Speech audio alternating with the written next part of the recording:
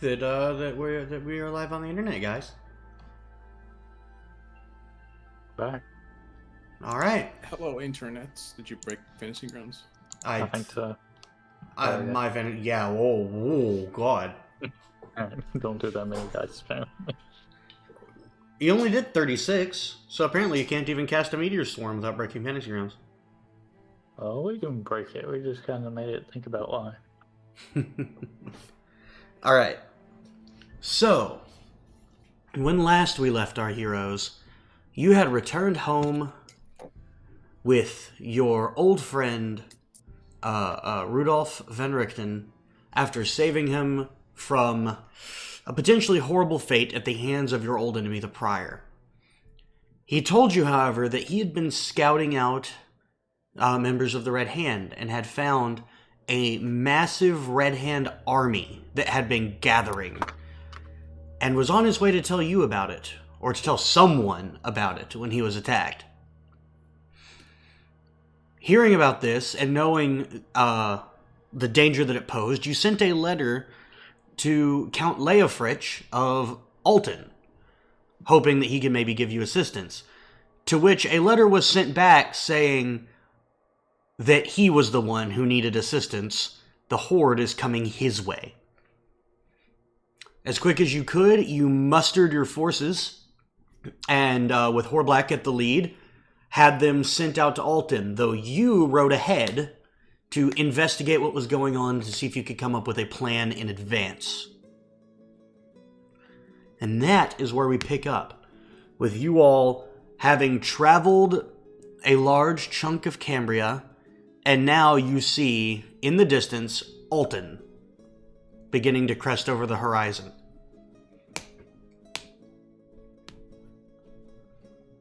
So, one other point. Didn't Athena was going to meet up with us, or Athena already returned, right? And I sent a letter. Athena already returned, and that's how you got the letter back. Yes, and we were also going to send her to Gravesford, correct? Yes, to tell Edmund Bedegar. Yeah. Yes. Okay. Time to find, I'm drawing a blank on his name.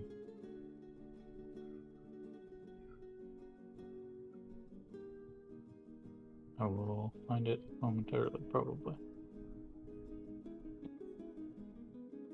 So, while we're waiting on that, is there anything anyone's doing as you approach Alton?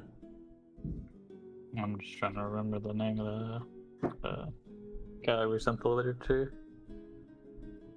Count Leofrich? Yeah. Yeah. Count Corbin Leofrich. I know it started So with is the town like on the verge of war? Like what's is it So, just a normal town right I'll now? say, as you approach, you see it's definitely not just normal. There's very obviously a lot of activity, and in fact, as you turn your attention toward the walls, you see teams and teams of soldiers and citizens seem to be doing what they can to bolster, reinforce, and in many cases repair the walls around Alton. Which, and you knew this from the last time you were here, the walls here were old and in pretty foul shape back then, and you see this seems to be some kind of a panicked rush to try and get them as improved as possible. Cool.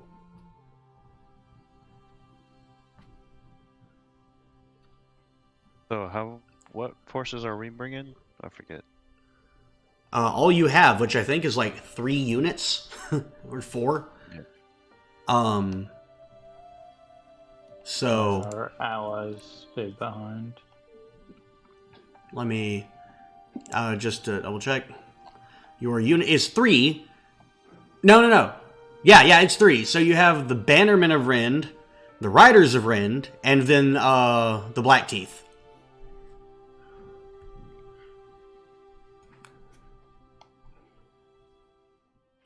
How much time do we have? Okay, this is all right. This could be annoying, and tell me if it is. So I have one of the cantrips that I took when I became a sorcerer is Mold Earth. Yeah. So I can choose a portion of dirt or stone that I can see within range that fits in a 5-foot cube. You could manipulate it in one of the following ways.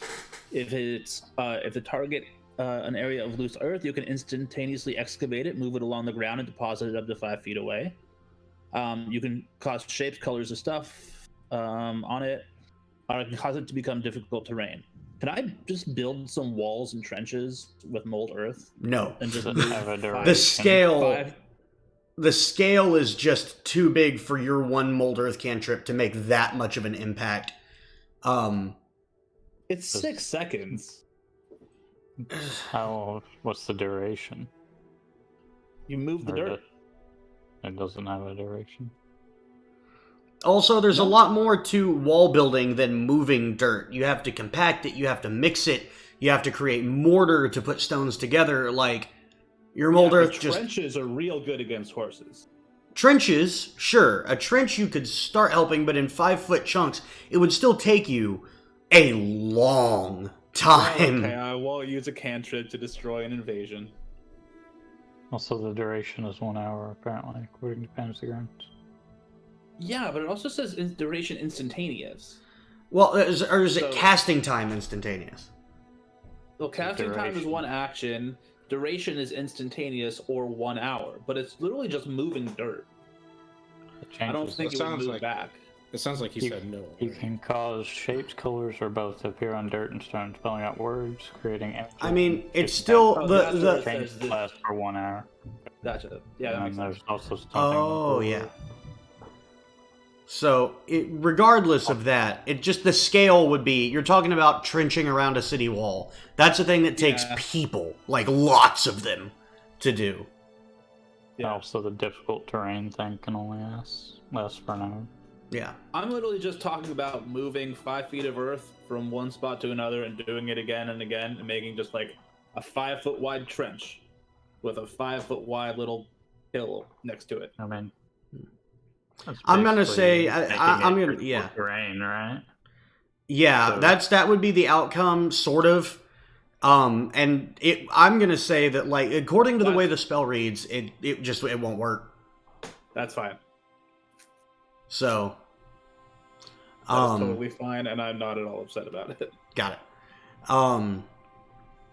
So yeah, anyone else doing it? Dubar, do you have anything going on? Not really. I wouldn't have the components to make grenades, would I? I forgot to. I would say that that's something you could reasonably have brought with you. I mean, the way we've written the rules, just any camp you build, you can basically build stuff. So, I'll assume you've got some supplies and materials packed in your horse. Yeah, I think it. Did I write down what it takes? Let's see.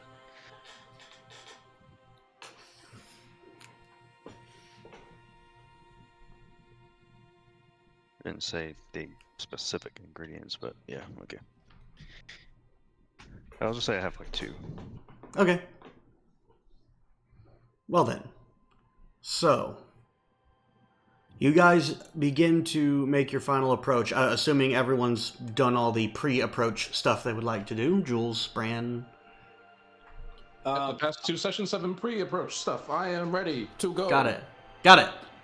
I'm gonna give a 10-minute speech, and everyone's gonna up their temp HP by 14. It's Got it. already at 14. Nice. Okay. So, you begin to approach the walls of the city of Alton. And you see some guards kind of look up and see you. And one of them does seem to recognize you and remember you guys. And he looks up and goes, "Oh, my lords, go ahead. You'll find the Count. I don't know where you're gonna find the Count. Good luck." He was helpful. Everything's gonna be okay. So the gates open for you, and you begin to enter, and you see there's just people buzzing. The city is buzzing.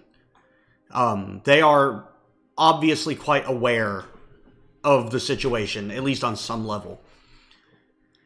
And after just a long while of exploring through the town, you find a section of wall that looks particularly rough, and you hear a voice just shouting, saying, "I said to put that over there. How are we going to get this fixed in time if you guys aren't just... Oh, my God.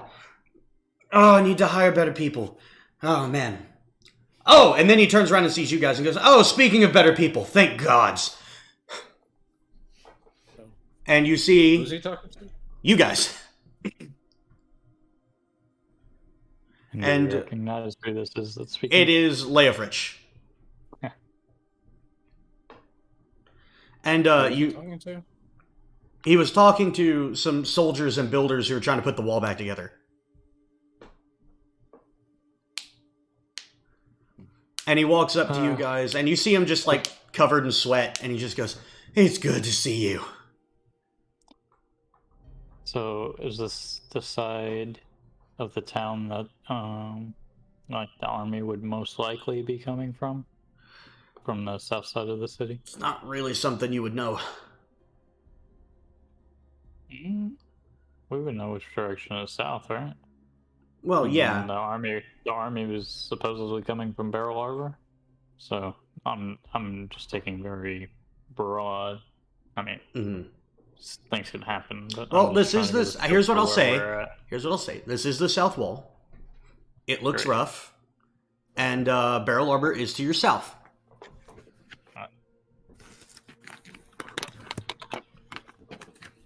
But So- adding those things up, it's not a great outcome. Possibly, probably.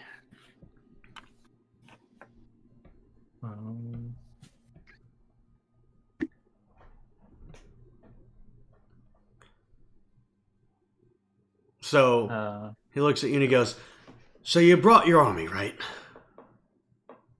They're behind us, but yes, we rode ahead to try and get a sense of what we need to do before we just showed up with our army and it possibly be too late. Well, normally I completely understand the sentiment of not just wanting to show up somewhere with an army. I kind of wish you had. Send a letter, tell him to run. We are in trouble. Kieran, you just disconnected. Yeah, I got disconnected too. Just kicked me. Oh, weird. Error, game server connection was lost. Returning to launcher. I have a notification that says lost connection to cloud servers, but then it said it was restored, so I'm guessing it fixed itself. It was a blip in the matrix. Yeah. Anyway. So, he says, sorry, where was I? The army needed to hurry.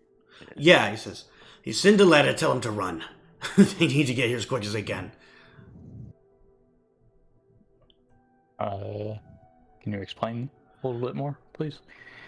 Well, not sure if you're aware, but my scouts have told me that Barrel Harbor's not there anymore. Indeed. We witnessed it ourselves, unfortunately. Oh, that doesn't surprise me somehow. Anywho, so when I got that news, I started sending out scouts to other places, as many as I could, to as many places as I could, and, there is an army of monsters and elves and other things that I don't even begin to know anything about, and they are coming. They were on the other side of the lake. They were headed south toward Barrel Harbor, but my scouts report that they've turned back north. And are coming here. How Yes. far out are they? It's hard to know for sure.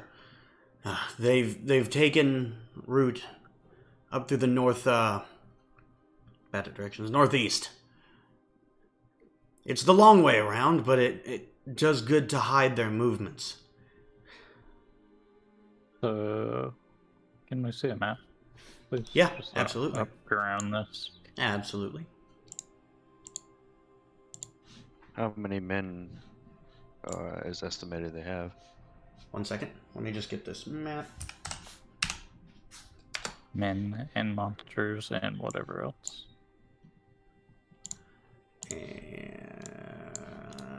And here's map. Neat. Alright, so they're kind of like in that little hitch in the lake, or are they? No, further so when you guys knew where they were up the coming, river? they were on the south side of the lake, going west toward Barrel Arbor. That's where you guys thought they were coming from. His scouts are saying they've turned back, and now they're going north up the eastern side of the lake. Okay. Their tactics confuse me, sir. But Frightened and confused me, sir. So they're... Okay, I see, yeah. So they're coming up on the east side of the lake. Yeah. So they They're cross the coming- river. no. If they ever even crossed it the first time. So they may not have ever gotten that close to Barrel Arbor. I thought Barrel Arbor was destroyed. It was. What's his name? It was destroyed by the Prior. There was no army there when you guys showed up. No. Oh, that's right. He was literally a one-man army versus the That's town. right. Yep. I remember that jerk. Just makes me wonder what we could do to a town if we just, I don't know, went crazy or something. Makes you I wonder. try not to think about that. Your words frighten and confuse me, young D&D player. Yeah, but what if? What if I we mean, wanted to become what murder if? hobos? What if, guys? So there's the geography of what's going on. Okay, so is there any like threat of them coming by water? So I will. The first question that was asked was Dubar. I'll address these in order.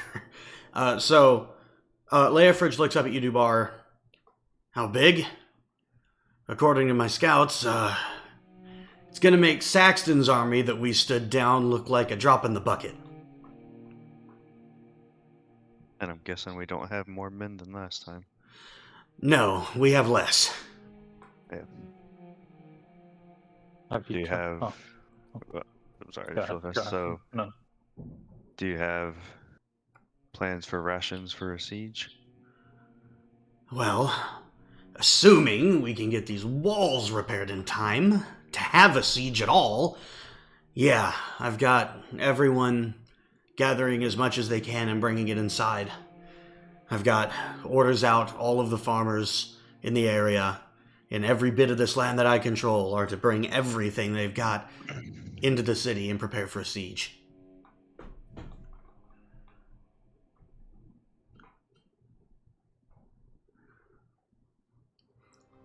So, Order. Where are you planning to meet them? well, I'm not. Combat in an open field when we're grossly outnumbered? I'm Yeah, planning... we have- What? Is there any way they can get at us through the water? Well, whether they come through water or land, they're still going to have to attack the walls. They're still going to have to besiege the fortress. Besiege the city. All I'm So- saying is, if they could be cut off before they get to the city, what Well, is the... they... Hypothetically speaking, I don't think they have enough boats to make the trip, not with an army as big as theirs. They're going to probably have to come by land. So, this has always worked in history. We need a frontier wall. I don't think we have time for that. Fuck. What's the frontier wall? Like the Great Wall of China and stuff like that. Yeah. Oh, yeah. No, it's never worked. A frontier according to me. wall, basically just any wall that tries to surround more than a city or castle, You know, trying to like wall off a whole country, which doesn't work. Right. Totally works. Totally works.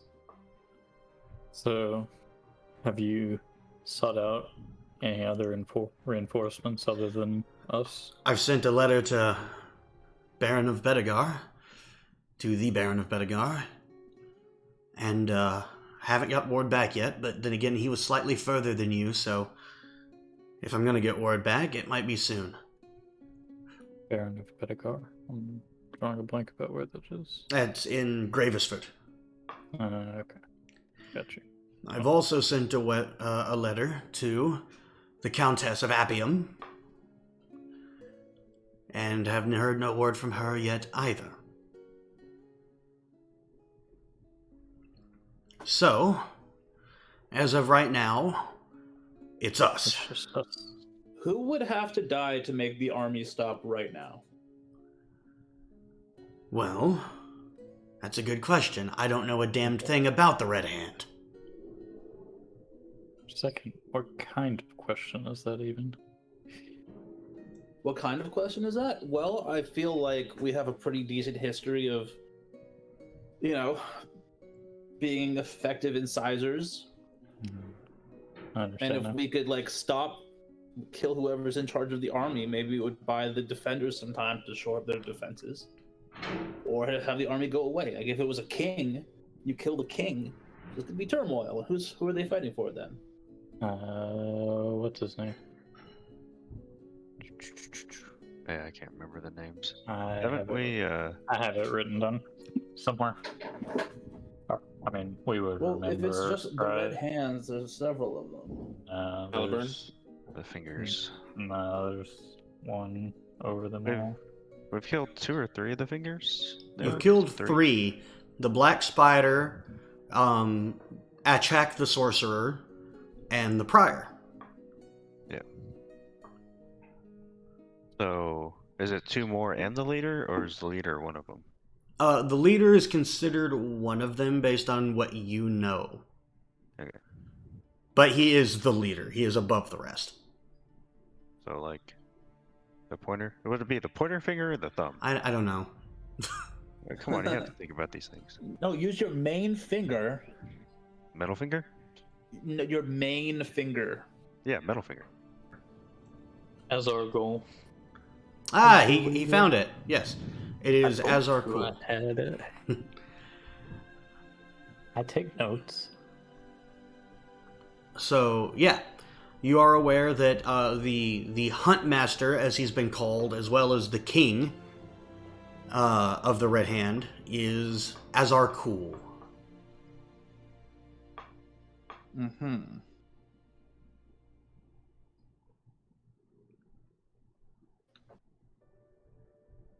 Well, we've never seen or talked to or done anything with directly, right?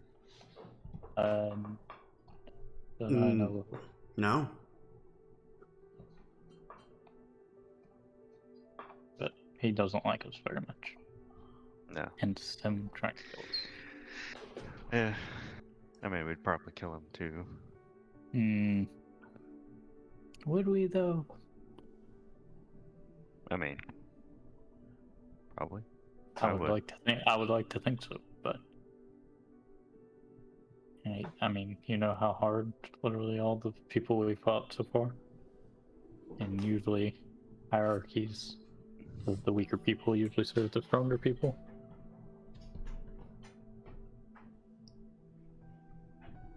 Just one of assumptions, but I don't know about it.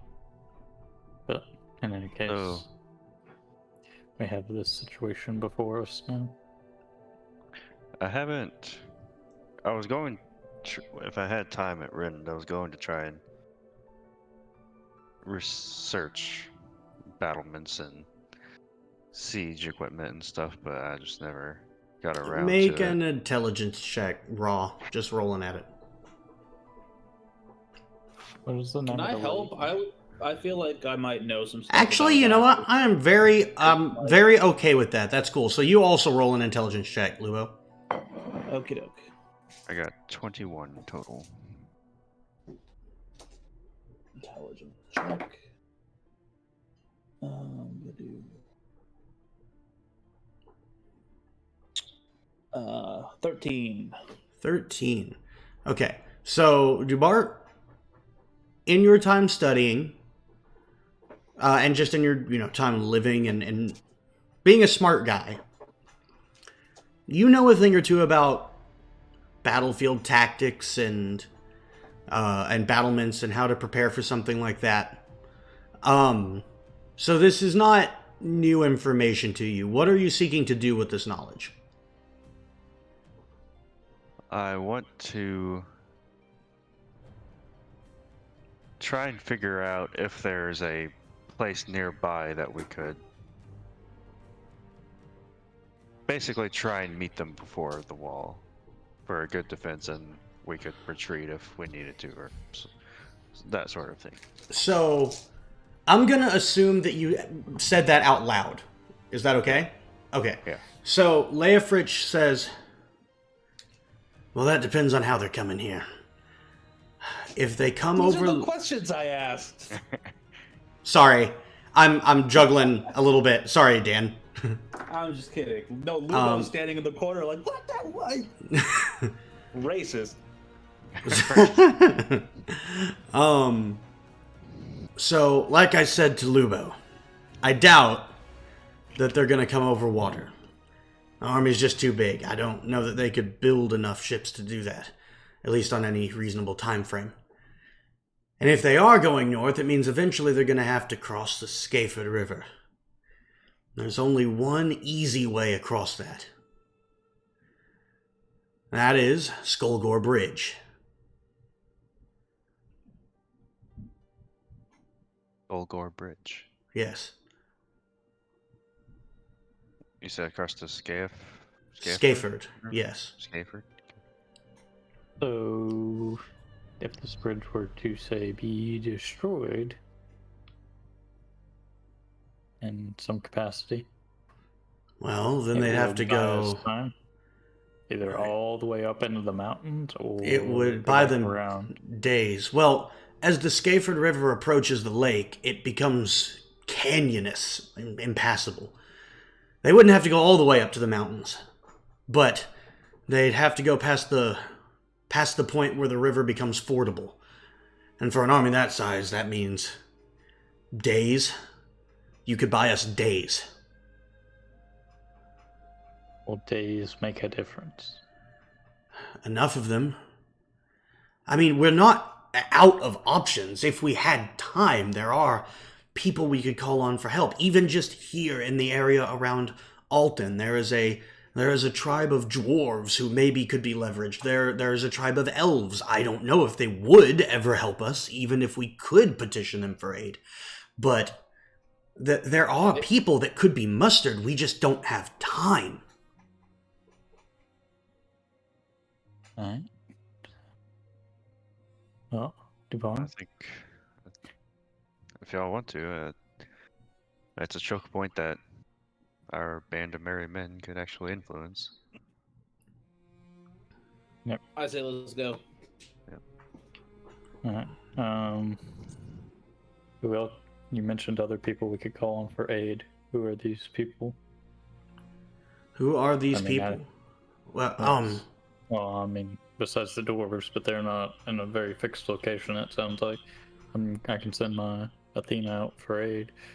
But well, they're in a fixed position. They're in a town, or probably better to call it a village. But they're reachable, pleasant. There's a tribe of elves. There's of course still the Baron of Bedegar. There's Edmund's forces who we just need to buy time to get here. yeah, well, I think we're gonna do what we can there. But Well, I'm getting to Skullgore Bridge on your own is going to be a bit of a challenge in of itself, but we're capable. But if you had to choose one person that's currently not coming to help us that could possibly come to help us, Who would you hedge your bets on? The elves are stronger. They're much more numerous. Better organized, even, I think. Which But- it is? I don't know. Sylvane? You're talking to the wrong guy. Oh, you know where they're located at least? Yeah. They're located at the far northwestern side of the Witchwood, which is somewhere that you're going to be headed anyway, as Skullgore Bridge is deep in the Witchwood. Didn't we just get an elf ambassador? Yes. Which I don't know where their tribe is based from. I'm guessing she probably would have told us that. Well, she told you that she is a, Sylvane elf, is what she told you. She didn't tell you exactly where she was from, but she did say that she is associated with a lot of the elven tribes around here. She's a bit of a diplomat even within just the elven tribes. Yes. So, That she's back in Rhine still. she is currently back in Rind, but it is possible that a name drop could help you in this case. Alright. Good enough for me. So, Alright, but well, before you commit to the elves, the dwarves are much more amicable. A lot less bad blood there. So, all I can do is give you the information. I don't really know which one's the better choice. alright, well, I would like to send Athena to find the dwarves with a letter, and we'll try and rally the elves on our trip up to the bridge. Okay. Do you have So, your at this point, I will say Leofrich kind of interjects when you suggest that, and he goes, okay, I may be overstated. The dwarves are more amicable, but I'm not sure a letter's gonna rally them down here. Then we leave it in your capable hands. Alright. Our army should. How many days is our army behind us? Oh, your army's still probably 2 days? 3 days? or more. Armies move a lot slower than a band of 4 people. So I would say probably closer to like 4 days, maybe 5. Right. Well, our army will be here in 4 to 5 days. And I'm sure they are hauling tail. Telling them to run is not going to get them here any faster, I don't think, unfortunately. And a tired army is not going to do anybody any good. Yes, I know, Master Darkfeather. I was being a wee bit facetious. It helps ease the stress. Fair enough. We'll leave So- you to shoring up the defenses and trying to rally the dwarves. We'll try and find the elves to the northwest and take out this bridge. Oh, don't good know. luck. How much of an impact it's going to have, but I guess if there's no towns left, it won't do anybody any good anyways. No, it certainly won't. And remember, if God's help us, if Alton falls, there's nothing between them and you. Or, worse, them and Gravesford. Indeed. We stand now. God, no. I would like to take basically some supplies to make some bombs and whatever to take out the bridge. I was going to suggest that. Okay.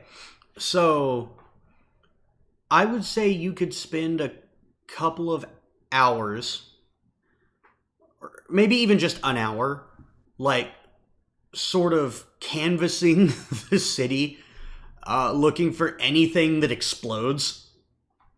And yeah, knowing what you know, the sort of like material science brain that you have, you can build some barrels of what are pretty effective bombs. Any chance I could carry any of it on the bag of holding? In the bag of holding? I don't know if barrels will go in there, but screw it. I mean- I'm okay with it. I'm okay with it. It's a 4x. It says anything in a 4x4 square. Yeah, that fits. How many? Over the course of the hour of just gathering supplies and leveraging you guys to help him load and pack barrels, probably about 4 barrels worth of fairly high explosive. Nice. Sounds handy. So how big is this bridge, by the way? Would he have shared that with us? I'm assuming so. Sure, I'll say he would have shared that with you. It's not a large bridge, but it is stone. It is a medium-sized stone bridge. It is made specifically to be wide enough that 2 horse-drawn carriages could pass each other going in opposite directions across the bridge. So it's like 15 foot wide. Probably. Yeah, in that range, between 12 and 15 feet wide. Alright. Well, we got our work cut out for us, boys. Yep. Hit the road again. So, How much earth would I have to remove from under the bridge to make it fall? A lot. Okay. You've just turned Mold Earth into like the most destructive spell in the entire. I'm sorry. I'll stop using it. I was just excited to have it. It seems like it has so many uses on a battlefield. Dig a hole, hide in the hole. With the amount of time, yeah. Dig a hole, Yeah, dig a hole. I listen. I, as a DM, don't really have a reason why you couldn't just Mold Earth your way through every problem. So what I'm gonna say is, it's a time issue. Well, no, I'm gonna say for real, it's a time thing. You are one guy. Even with the magical aid, it would take time. I mean, if you think in real life, a backhoe still takes fucking time to undermine structures. Sure. You know. That's So- true. Yeah. Okay, fair enough. So time and personnel. But the hiding in a whole thing, that's actually kind of a neat idea. That one is cool. Yeah. Well, I can move stone in the bridge so you guys could put explosives in the bridge. So That's you better cool. Explode it. Also, are we just exploding it when we can? Or are we waiting for them to be on it? no. I think we do it when we can. Yeah. Oh, It's a big enough army, they won't care about whoever falls in. Yes, and it leaves much more to chance than. Well, it's not like anybody important. It's going to be in the very front. I mean, if we have an extra barrel laying around, though, and Mr. Dubar feels like taking a shot, then, you know. That may change things a little bit, but we'll see. I mean, if we are either really smart or really lucky, we could mold earth a barrel into the earth, and then I can shoot it when the captain's nearby. That sounds like a lot of steps. That sounds like a nat 1 waiting to happen. Or nat 20. Fair. Yeah. I In love any it. case, what's the name of the lake, by the way? Oh, it's Scaford Lake.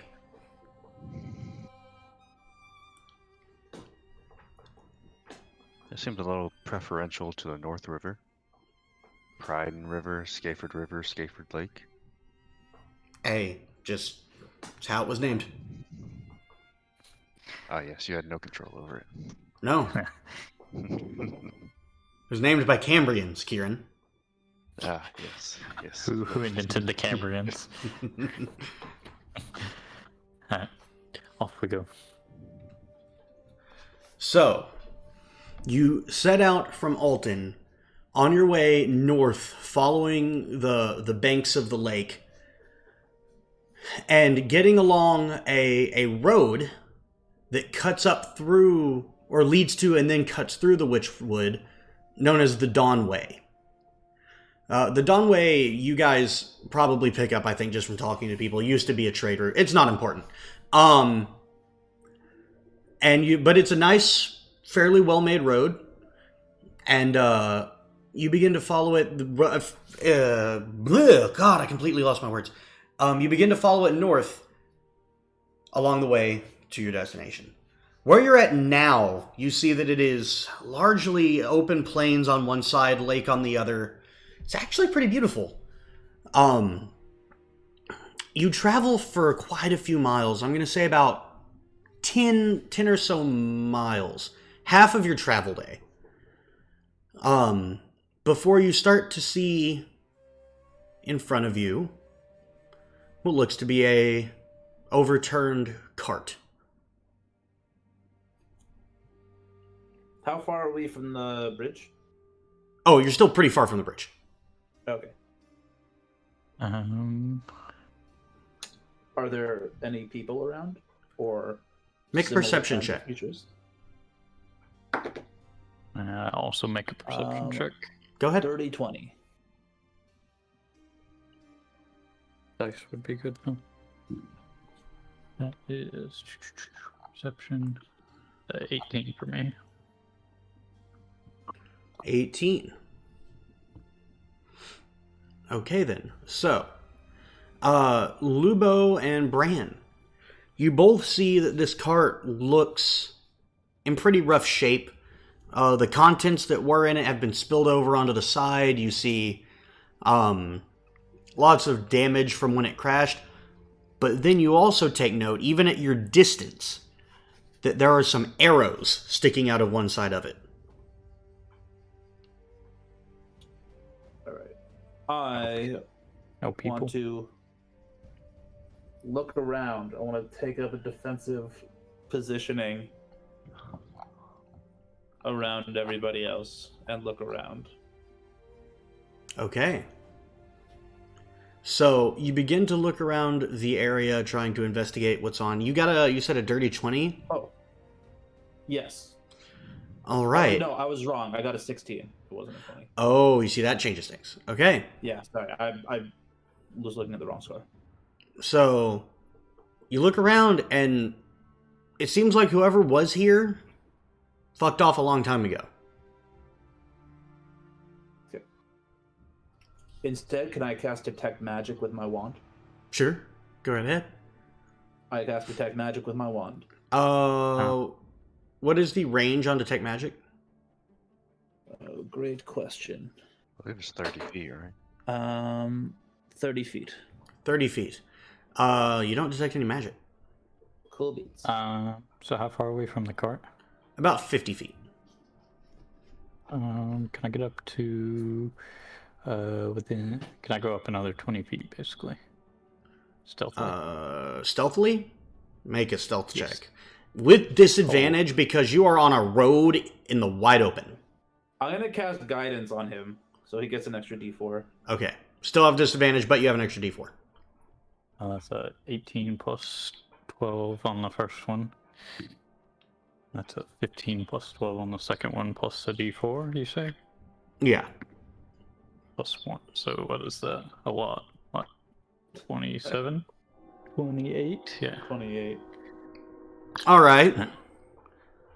So, apparently Bran looks just like cobblestone now. No, I'm going to say that you actually, thanks to your training, you sort of move off the road a bit and begin to move through the very, very low underbrush around you, trying to evade the sight of anyone that could potentially be here. Go ahead and make one more perception check, Bran. 15 plus 7. 22. 22. So, you see Bran just up ahead of you, kind of your head just poking out from under the grass like Nala in Lion King. You see what looked to be a group of assorted people, each wielding bows and arrows, swords. Among their numbers, you see what looked to be an elf, a trio of goblins and something else that you don't quite recognize the look of. Big something, small something. Medium something. Is it humanoid in nature? Or No. It's like some kind of animal looking thing? Looks like some kind of animal. Oh. Okay.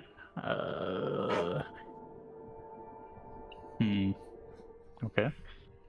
And obviously they haven't noticed me. How far are they from where I currently They are am? about 40 feet, so 10 feet on the other side of the crashed, of the overturned wagon. All of them kind of look like they're together and all probably hostile. No innocent people that the cart probably belonged to. They all look very suspicious. We'll say that. Any obvious red hand demarcations on the elf? No demarcations, but this is sort of based on the style and profile and makeup of this group that is very indicative of Red Hand. Oh.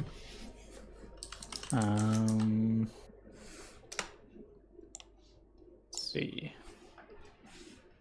Well, I was going to do something else, but this changes things.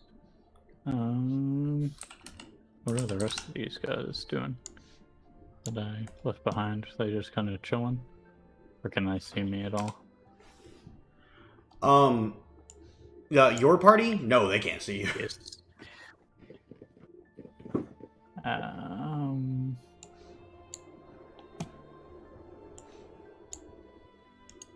And they're all grouped up right now? Yeah, you see the four there are definitely grouped up. And how far am I from everybody else? You are 20 feet up, like you asked. Right.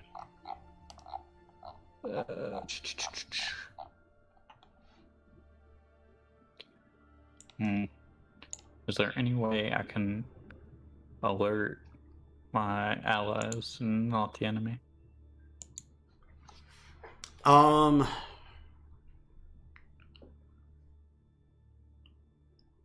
mean, you guys don't have any kind of, like, prepared signal or anything like that, so not really. Not without going back to them. Stealthily. Give me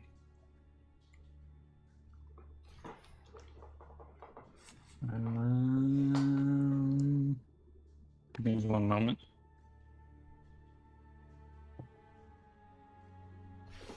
I must consult the book. Got it.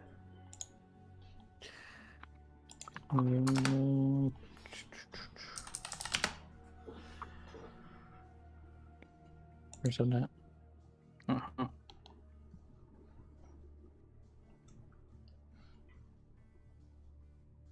What is... Okay.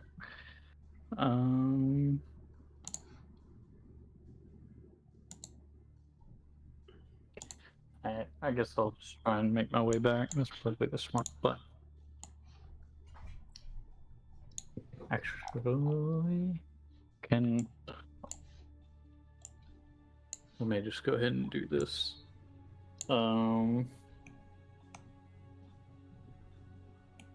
What's our proficiency bonus for? Yeah, I'm gonna do this. I'm going to go ahead and use Nature's Veil, and my bonus action, I become invisible along with any equipment I'm carrying until the start of my next turn. So I'm gonna guess I can pretty easily, invisibly, go 20 feet back when my move speed is 40. Oh, yeah. Absolutely. So I will do so, and then I will kind of tell them what's up. All right. Well, what are you saying? There is, 3 goblins, an elf, and something else up there. Possibly Red Hand. They look to be the ones that attacked this cart. I guess they're probably a scouting party, if I had to guess. So total 4? 5. Alright, 3 goblins, 1 elf, and then whatever the other thing is. Mm-hmm. Alright? Yeah. So, I can kick us off with a good starting blow, but I figure probably should get y'all up to speed before we do so. So, we want to talk to them? Maybe the survivors. Are we trying to make anyone survive? And if so, who? Before we just go in their blast. Well, the monster thing probably not intelligent, I would guess, maybe. Based on our knowledge of monsters. Am I correct in this assumption? Make Based on my character's a knowledge? nature check. Abilities, skills, just kidding. Nature. That is a 11. And 11. You don't really have any way of knowing right off the top of your head. You don't know what it is. Because if you say go, I'm going. So if we want someone to not die, you gotta let me know right now. Well, the elf will probably be the most knowledgeable, I would guess, but he will probably also be the most resilient. So I don't know. I'm open to suggestion here. If anyone wants anyone alive, let me know now. If ever hold your peace. What do y'all think? Sounds good. Anybody? Hello? Thoughts? I have. Do they look like they're martially capable? Martially, like weapons? Do you think that they would fight against an army? Can we enlist them? They look like they're from the Red Hand, so. Or they look like from the Red Hand? Yes. Yes. Early scouting party, yes. I mean, that's not solid, but that's pretty good guess. Well, then we should just kill them. We should take one prisoner just in case. Okay, that's what we were talking about. Yes. Who are we? Let me know who, because if not, Yeah, there's 3 goblins, 1 elf, and 1 of the monster thing that we're guessing probably is not. I mean, maybe I could try and talk with it, but it's just a monster. So, try and keep the elf alive. But if you so can't, elf? just yes, elf. okay. If you can't, then just mark them. Don't let them get away at any cost. Otherwise, they could outrun us, send a message, and then they could go defend the bridge, which undermines our whole plan. Elf it is. That's all I want to know. Yeah. So, and pretty confident in your sneaking abilities. Sneaking. Yeah. Well, how far are they away from I'm us? not. I'm gonna just walk up to them. And Well, why don't you let us kick things off, and then you can do exactly that. well, why don't you guys go get ready, and then I'll take their attention, and you can shoot them. Well, they're looking at me. Would rather not give up our element of surprise. But I don't know. It may put them on edge, seeing somebody, especially of your stature. So, and we're not exactly not known to the Red Hand. That's true. So, I think. Alright. You ready, Jules and Dubar? Let's do this thing. And do we get one action if we manage to sneak up? I mean, Well, if you manage to sneak up, yeah, you'll get a surprise round. From me right now. How far From me right now, they're like 40 foot or 50 foot, right? Or it'd be 60, right? Yeah, it'd be some degree. Yeah, it'd be about 60 feet. About, I said. Yes. Well, that doesn't really matter to a longbow, so. Alright. And a rifle, and I don't know what your cast range is or tools, but Oh, we got this. we're ready. Oh, can I shimmy up a tree and try and get an angle? Sure, make an athletics check. I can do that. Sorry, how far away did you say we were? 60-ish feet. About 60 feet. Well, also, I have a climb speed. Does that matter? Oh, you do have a climb speed. Yeah, you go up the tree. Nice. Good, because my check wasn't that good. It was like what would that have been? Oh, it wouldn't have been bad. Jules? Can I make a...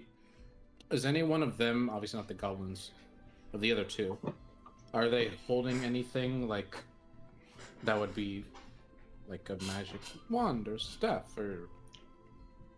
I mean, you haven't seen them yet. I know. Are we not in sight? That's what I was asking. No, you're not inside of them. Only Bran has seen them. Yeah, they're on like the other side of the cart, so y'all are gonna have to like go to my left and right. But Well, I will wait until we do that, and then I will do the thing.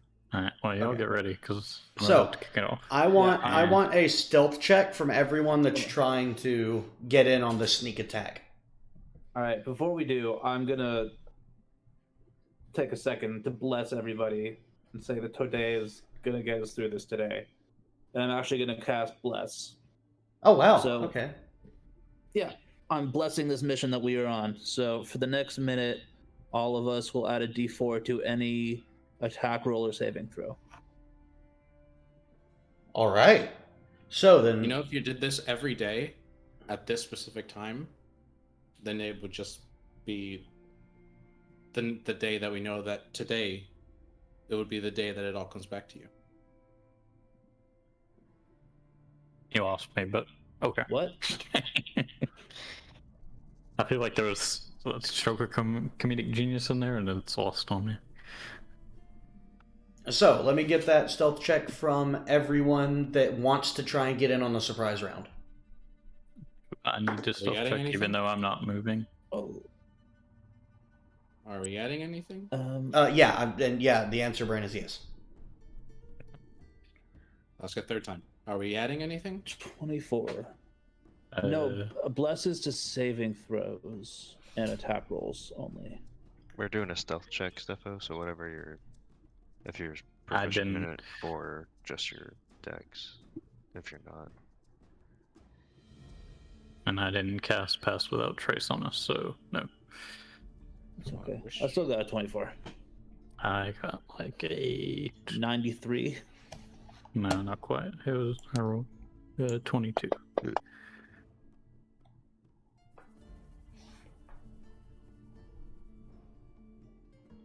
Okay, and Dubar, what'd you get? 17. 17. So, as you guys begin to move in to take positions to make this coordinated surprise attack, Jules, you step on a twig. Mm-hmm. There will not be a surprise round. Instead, we're moving straight into normal combat. Which we have. Twig. Well, I have a Dreaded choice. twig. Yeah, but Oh, wait. I only have so many spell slots.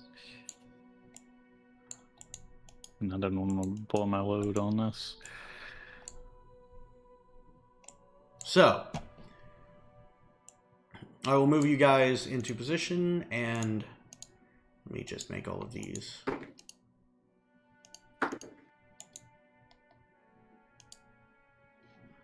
Visible.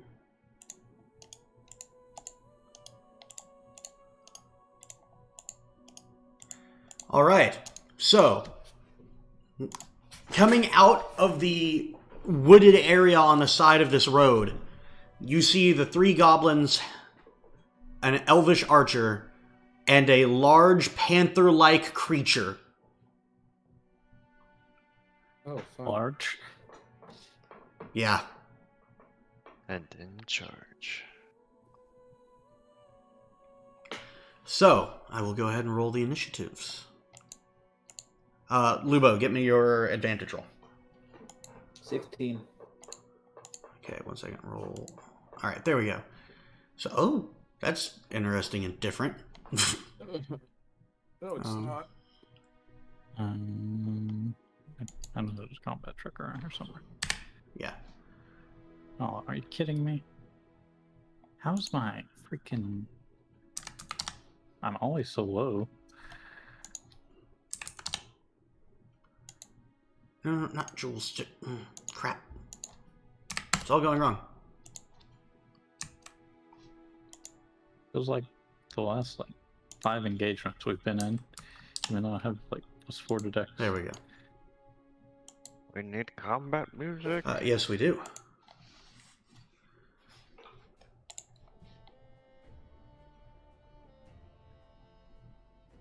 Age of Combat.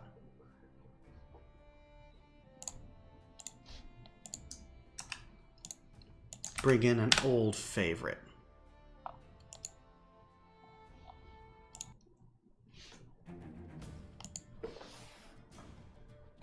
All right then. So, first up is going to be Dubar.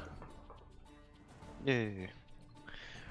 Are these guys armored or not? They do not appear to be wearing traditional armor. No. Okay. I will move 5, 10, 15, 20, 25. Okay. Then I will whip out the Hand of God. Will I? Go for it. Yeah, I will. And attack. Okay. Here. I'm attacking Goblin 4. That's a good one. 26 to hit. 26 will hit. Okay. Ooh, also. Bam. We'll do 16 points of damage. 16 points of damage. Okay. What did you shoot? Sorry.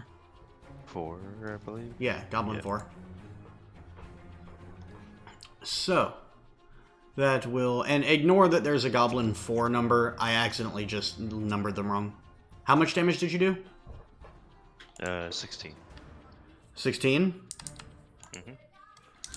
Alright. So I it is still believe standing, but it is very hurt already. That is all I will do. Okay. So, next up will be the Archer, who is going to take his shot at the clear and open target that is Dubar. Hit me.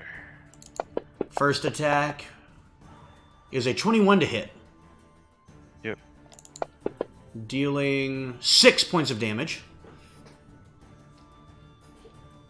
Second attack will be a 18 to hit, Yep. dealing 5 points of damage. Temp HP doing its job. Oh yeah. Alright. So, and then the Archer is going to move 5, 10, 15, 20, 25, and he now has cover behind this wagon from all of you. Don't. Full trust cover? my door cover. Yeah, we do. Oh, fair enough. Fucking sharpshooters. Well, you ignore everything except full cover, but he doesn't have full cover. So, now it is one of the goblins who will come at you.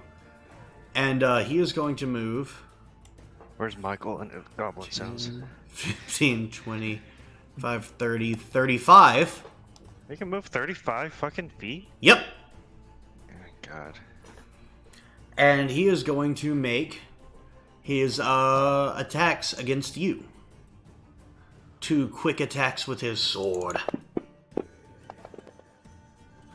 22 to hit. Yep. Dealing 5 points of damage, and then...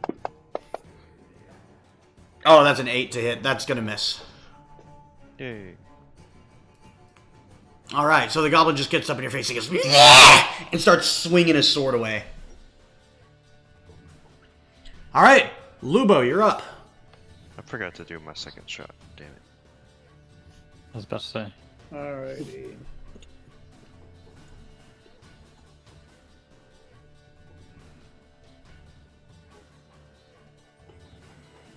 No. My plan is not gonna work now. Too spread out. I will go. No, I'll go here. I just need to measure. Okay, it's too far. I'm going to try. I'm going to grin at this displacer beast. Okay. So I'm going to use my what's it called? Devil's Smile. And the creature must succeed on a charisma saving throw of 15. Or Okay. it is frightened. Alright then. So. What was the DC again? 15? It is not frightened. It's not frightened. Okay. It just snarls at you. Alright, well now Lulo's grinning for real. So I'm gonna grin. This goblin is looking real bad. Goblin 2 is looking in like rough shape. Okay. I'm just gonna attack him with my sword. Alright. With your... Yeah, go for it. 12 to hit with the first attack. 12 to hit on the goblin. That is... Oh, wait. Is that enough? No, it's not. Oh, damn it. Alright, second attack. 25 to hit. Yeah, that'll do it. Okay.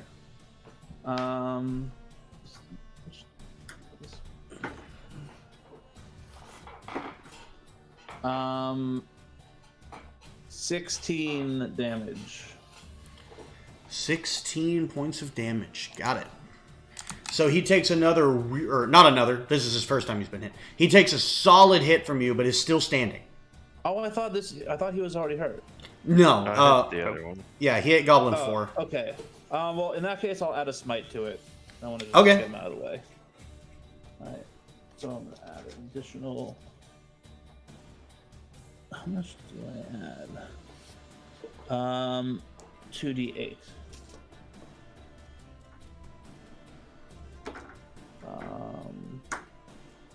17 damage.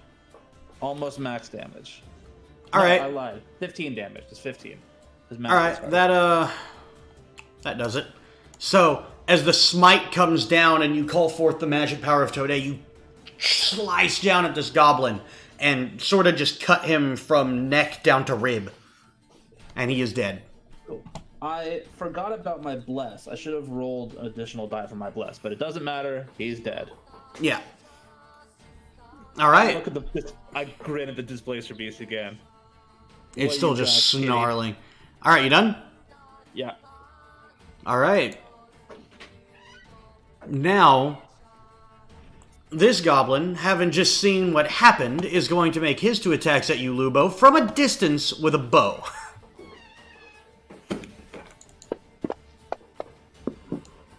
That is an 18 to hit. It's a miss. Oh, okay. And that's even less. So both bolts, or both arrows, just deflect off of your plate armor, and you are unscathed. Snarl at him. Now it is the Displacer's turn. 5, 10, 15, 20, 25, 30, 35, and just enough 40 to get to you.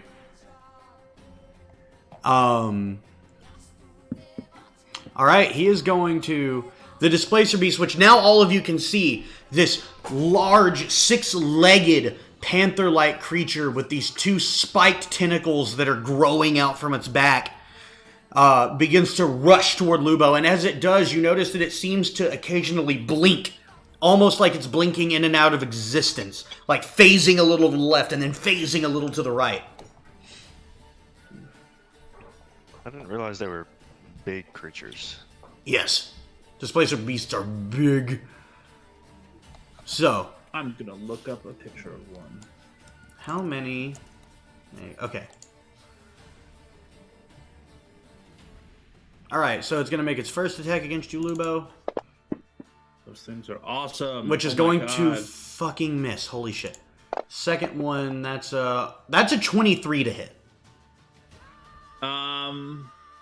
I am going to look it in the eye and summon the power of my god and cast shield, Okay. which will raise my AC up to 26.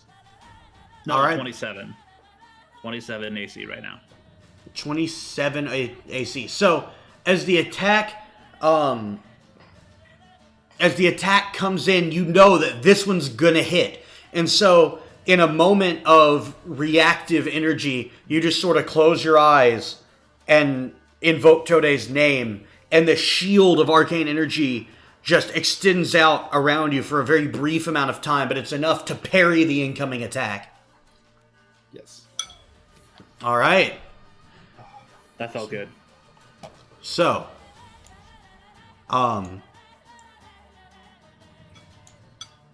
And I was incorrect. It's actually 28 with the shield. got it. Sorry. So, that will end the Displacer's turn. Now, Dubar. Yep. You begin to, as you take in the fight, notice something strange. You hear a very slight rumble in the ground. And you feel it. And there's almost a rhythmic quality to it. And appearing out from the forest is a giant troll that moves its full speed towards you. Oh god, okay. Alrighty, huh? A lake troll. Oh, okay. So Burn it. Burn it's it with going fire. it's going to use its first attack to bite at you. That is a 24 to hit, Yep.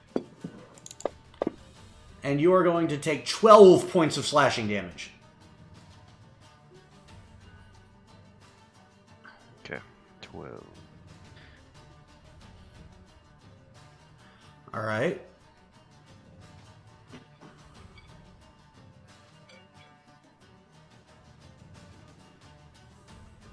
Oh wow, that's so cool. Anyway, it's going to use it's going to use all three attacks against you. So its second attack, it will use one of its giant claws to attack you. That's a 23 to hit, Yeah. dealing 17 points of damage. And then its final claw attack, 14 to hit? No. Okay, so its final attack, as you kind of realize, oh my god, a troll! You take the first two kind of on the chin, but then manage to dodge out of the way of the last one. So, that will end your turn, correct, Dubar? Or no, sorry. Return. My bad. I would like to not use my turn to get hit in the face, please. That will end the troll's turn. And now, something else interesting happens. Oh no.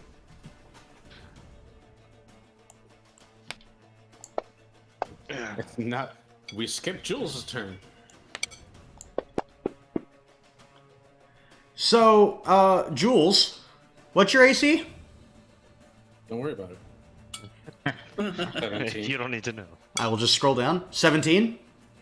Yeah. Okay, so one of them hits. So out from the forest northwest of you guys, an arrow flies out towards you. Is there another goblin out there, perchance? And one of the two arrows hits you, dealing 7 points of piercing damage. That's half my temp. And then the last goblin is going to move into the forest a ways to try and get a different view, and is going to then also shoot its bow at Jules.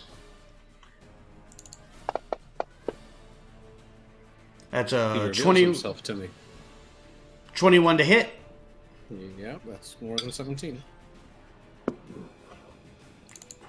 Dealing 6 points of damage. Second attack will fucking miss. Holy shit. Now, Brandon Echo. Oh boy. I didn't get to see where he was. Oh, the one who just shot you, that was Goblin 3 down here. You've been shot by two different entities, Jules. 4 and 3. You haven't seen one of them. That's what I was saying. He doesn't reveal because he shot. No. You can look for him on your turn. Alright. Do me a favor, Lane. Draw me like a 60-foot circle, please. Okay, hold on. Sorry. So I can get a sense of how big that is. I counted kind of, and I think it'll work. It's that. Oh. That's with a radius of 60 foot, or Yeah, that's a 60-foot radius. I think it's just six. I think it's only a 30-foot radius. It's a 60-foot cone. Okay, just kidding. So what do I need to draw for you? That's a 30-foot radius.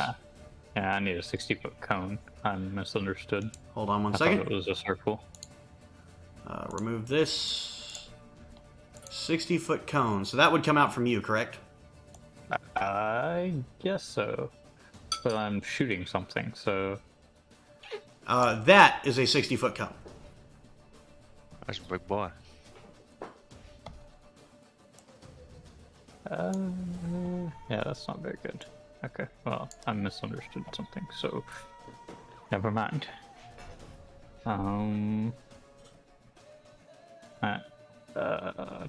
Gonna take my bonus action and just cast Ensnaring Strike. And then I will attempt to shoot the elf archer. Okay. Space. With the sharpshooter shot. All right, which will ignore cover. Go for it. That is 7 actions. That is a 20 to hit. 20 will hit. Alright. Of course, I just X out of my thing. I think I did. Alright. So, it needs to make a. Hold on. He needs to make a strength saving throw. Strength saving throw. Got it. Hold on.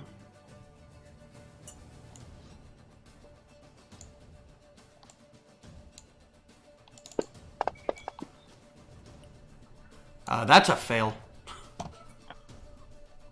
He is restrained by magical violence until the spell ends. And I believe he also takes damage, right? While restrained by the spell, this target takes 1d6 piercing damage at the start of each of its turns. Well, I meant from being shot by your arrow. Oh yes. Well, yeah. Wait, so who's ensnared? Sorry. The archer. The elf archer, I should specify. So, damage. Yeah, I'm not gonna make him my favorite foe. Actually, am I? Yeah, I'm going to. So he will be taking extra damage on top of that. So that is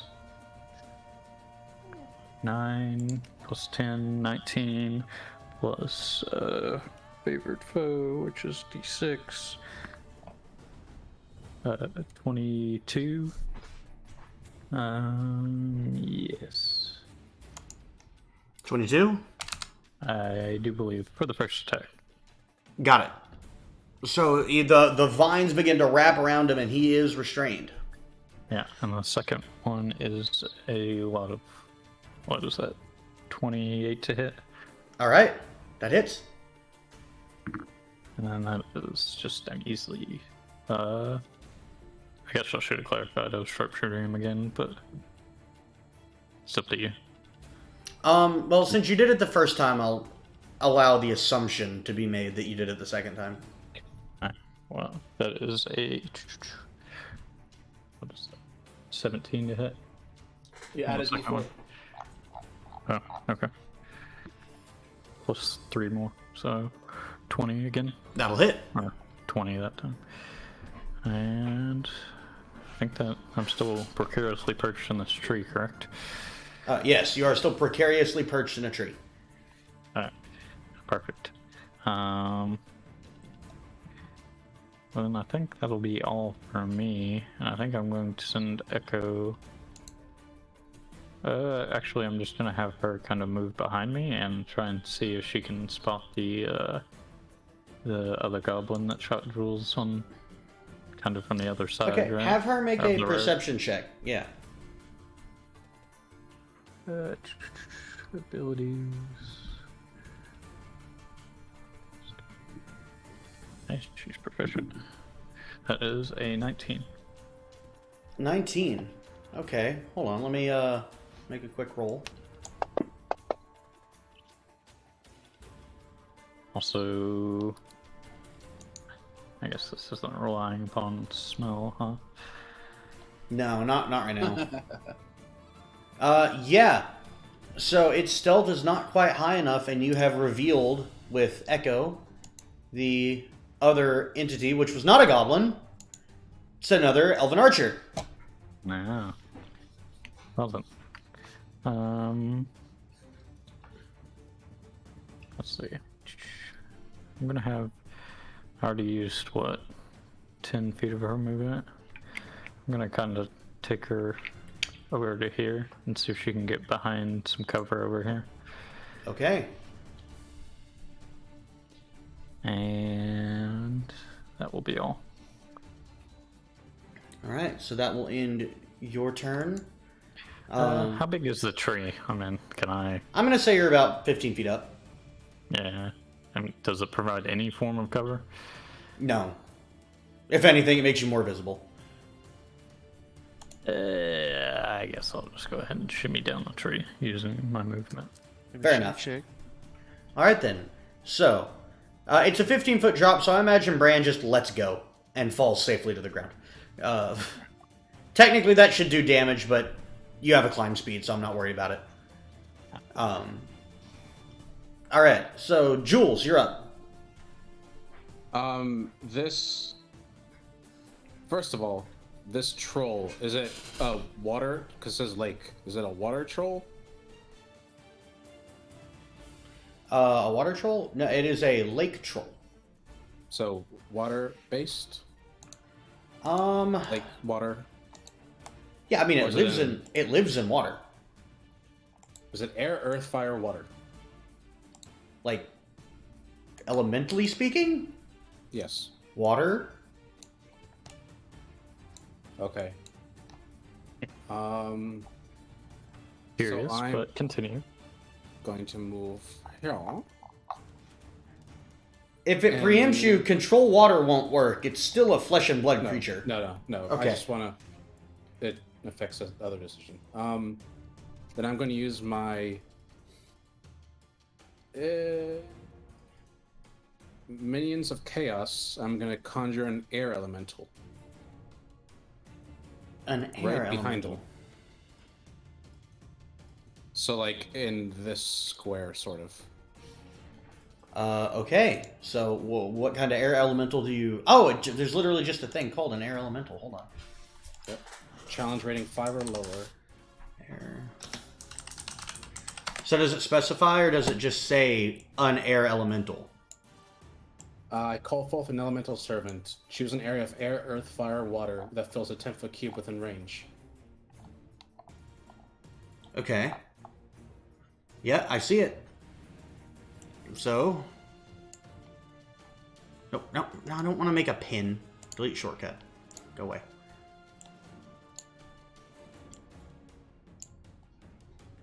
And... you have an air elemental.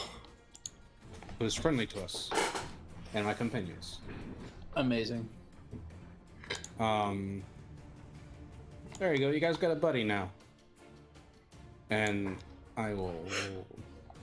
Do you control it, or do I control it?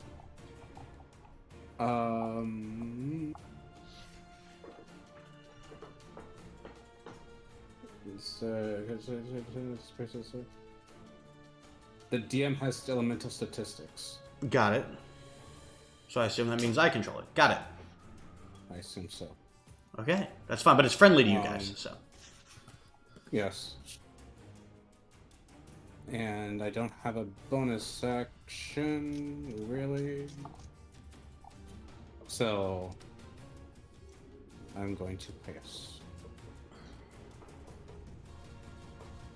Alright then. So, that makes it, the air elemental's turn, who will move here and make 2 slam attacks against the troll. If it's a water base, I don't want to make a fire elemental, because, you know. Yeah.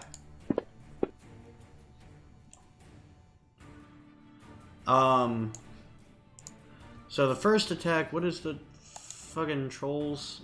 That's a miss. The second attack, I'm pretty sure that'll hit. Yeah, that one hits. Dealing, 14 damage to the troll. Alright. So, that will end its turn. That's actually all it can do. Making it Dubar's turn.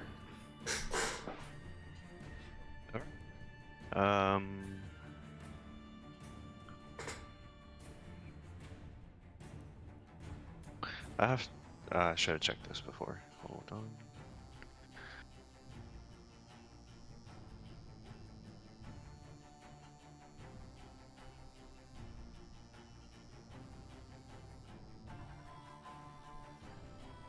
Do you know off the top of your head if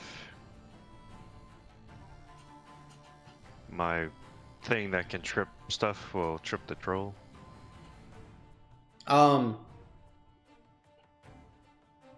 the top of my head, no. Because you're worried about it being a large creature. Yeah, so let's see here. Winging shot. It doesn't say there's a... If it doesn't say, then it will. Okay, yeah. So I will... Yeah, so I'll shoot once at the troll. And expend the grip point. Let me write it down. To attempt to knock it prone. So I have to hit first. Okay, 23. That'll hit. Okay, so it must make a... Suffers normal damage and must make a strength save. Okay. And so it has to beat a 16.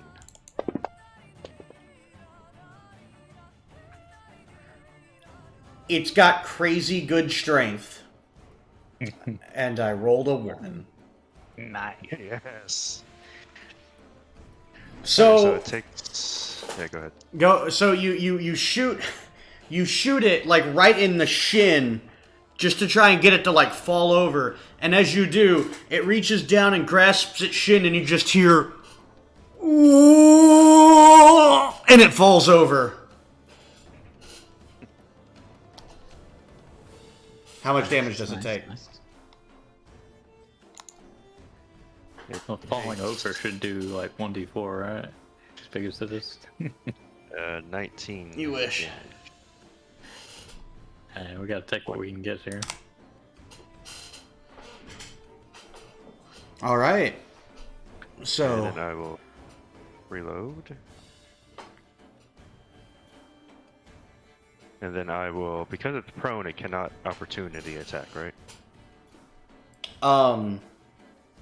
because it is prone, it cannot opportunity attack. You are correct. A prone creature, I do not think can opportunity attack. Okay, well, I'm gonna get at dodge here. Good call. Good call. And shoot it again. All right, this will have advantage because it's prone. Disadvantage. Advantage. Well, Ranged it's a attack ranged attack. disadvantage. If prone gives it disadvantage. Oh, But it really? evens out. Huh. It's true. Okay. So I it still evens wanted out. to get away without getting hit, so I mean, Yeah. you could also hit the That's fine. archer. I need to see if I crit. Okay, no, I missed. You missed. I mean, unless a 14 hits. 14 misses. Yeah. All right. All right. One moment. I'm gonna go get a drink. Hold on. You had 104 HP. Yeah, I'm tanky. How'd you get one more than me? I thought I was the highest. I think I rolled a 10 last level up. No, I haven't been rolling. It just adds it to mine automatic. I don't think it Oh, and adds. starting last level, I'm only gonna get a D6 instead of a D10. That sucks. Yeah. Yeah, I've had a D10 this whole time, too. D10 game. All right. So, you missed. So yeah, that makes it the end of your turn, correct? Yes, you got that 19 points of damage. Yeah, I got the 19. Yeah, that's it. Okay, it is now Elvish Archer 2 who is restrained. Take that 1d damage. Oh yeah, go ahead and roll it. Hey, 6. Optimal. Must make a strength check against my spell save DC to free himself. Got it. So strength check.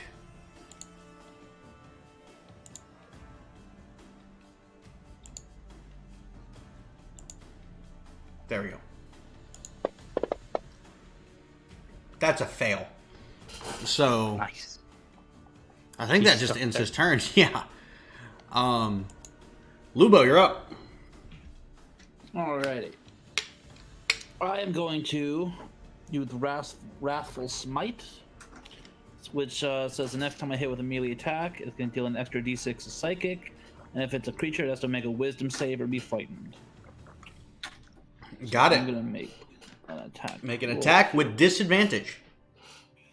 against the Displacer Beast? Yeah. Why do I have disadvantage against Because Displacer? it's a displacer beast. It's constantly blinking in and out of position. Sounds familiar, huh, Raj? Sure. Why not? Makes sense that would happen. Okay, well, the first attack is a miss. Because, or is it, how much is, does a 15 hit? A 15 does not hit. Okay, second attack.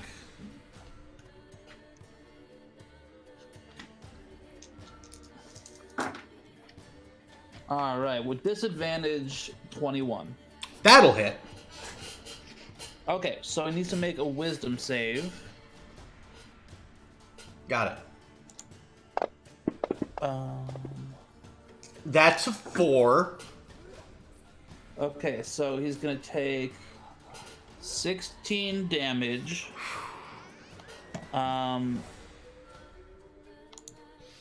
And be frightened.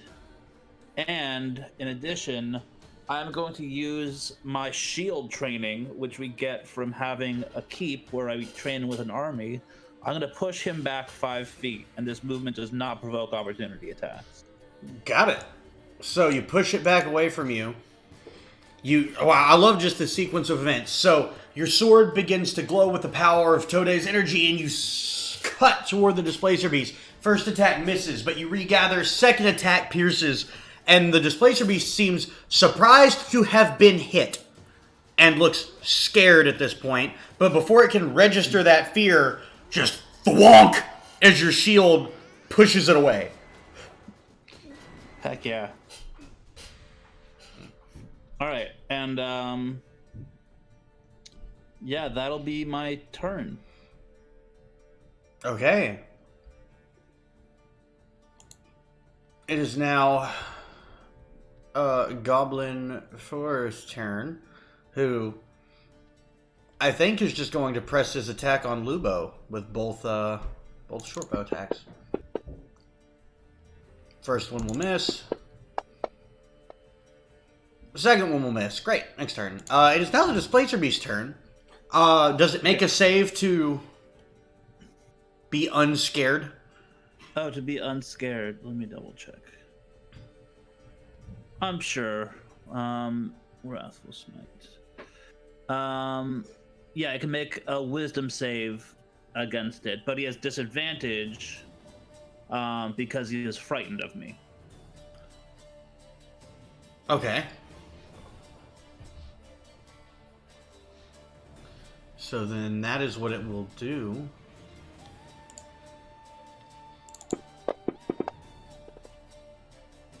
Wow, I rolled the same number twice, and it failed. So it will not move closer to you, and instead move here and attack the air elemental.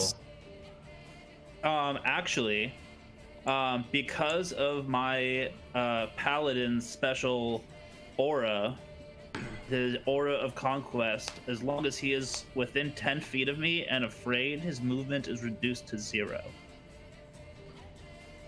It will. Oh, and it takes I forgot. It takes psychic damage equal to half my paladin level, so it would have taken 5 damage at the start of its turn. It will do nothing. But take cut damage. Goddamn cat. All right. However, it does get its doing what he's supposed to be. Everything. It does get its displacement back though, so it is blinking in and out of vision again. All right, it is now the troll's turn. The troll is mad. Hold on. I'm gonna determine something very funny right now.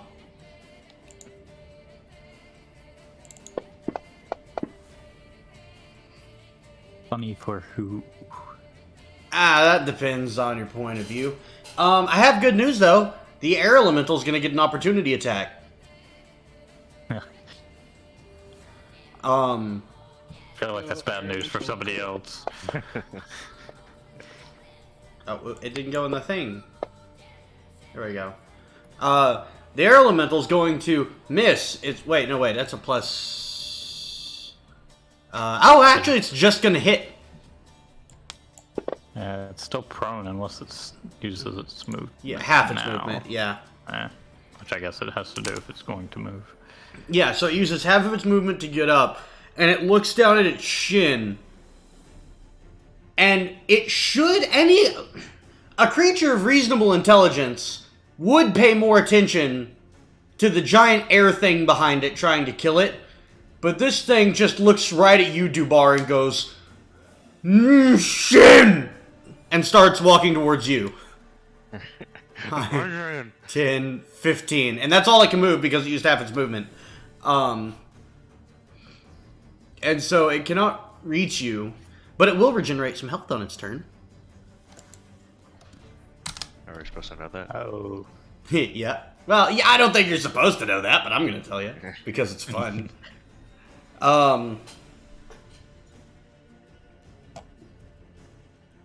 So that will end its turn.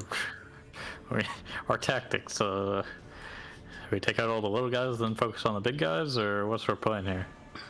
Because we gotta focus the troll, right?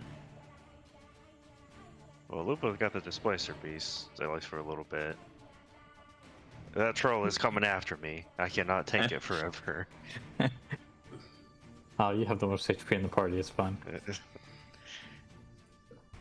I also have Although- the most. Yeah, I did wounds just notice on you. me Yeah, right you're now. taking 31 damage so far. So 40 something because of the temp.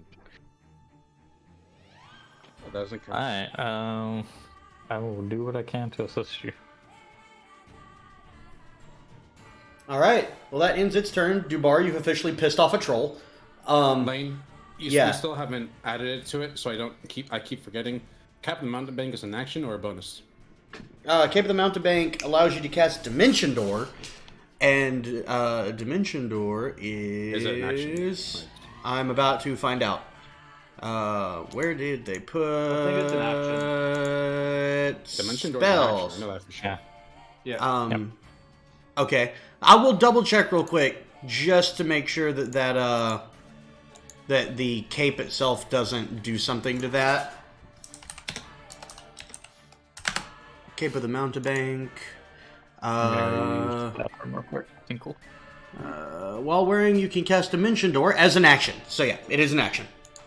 Yep.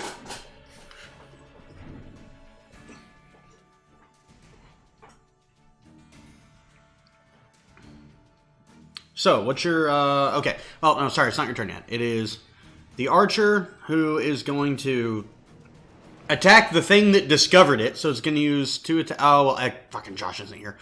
Fuck it. It's going to attack Lubo and Jules. So first one's at Lubo, which will be a... Ooh, that's a big hit. Or a big number. 21. Miss. God. Alright.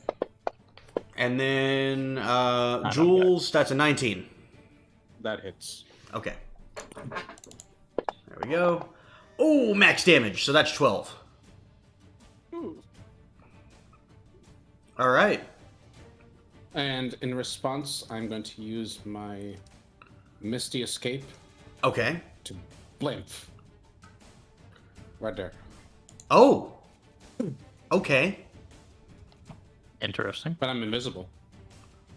Oh, he is invisible because of Misty Escape. Cool.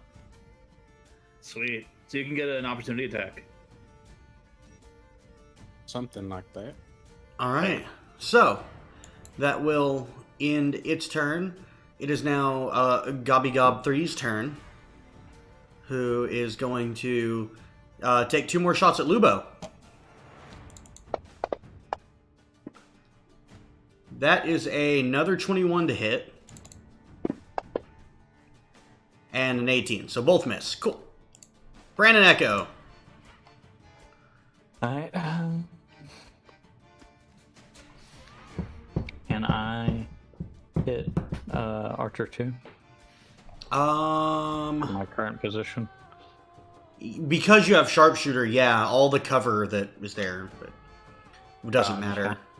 Blue bow and the displacer beast are kind of in the way. I just want to make sure. I mean, they count as cover, and since you avoid cover, it kind of is a gray area. I'll say you can. Don't roll a 1. I will continue to focus on Archer 2. I will sharpshooter him once and see what happens. Okay. That is like an 18 to hit. Got it. Oh, he's restrained. Do I get advantage? Yes. Okay. I would like to crit him in the face, but no. So just roll damage. First. He's going to take d6 plus all this stuff. At this 11, 17, 27. Cool. Okay. How's he looking? Rough. And I would like to sharpshooter him again. Do it. Say like 8 on the first roll. The second one is a 19 plus a lot of stuff. 19 will hit. Go for it. I don't get that. That is 8, 24. Okay. So the final shot goes straight through his head. One down. And what is changing weapons? Is that half your movement? Yeah, Or half your movement.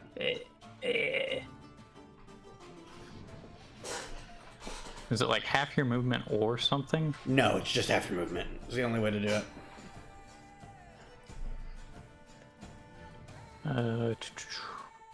Alright.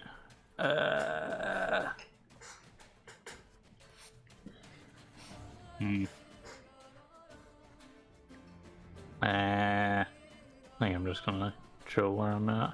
If anything, I'll move like back one. Okay. So, Nah. Echo will. goes gonna pounce an archer in the face. Got it. Make the attack roll. That is a 17 to hit.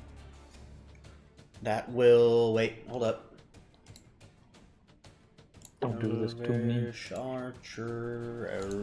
Archer, where are you? I have a pile of fucking stat blocks here now, like, fuck.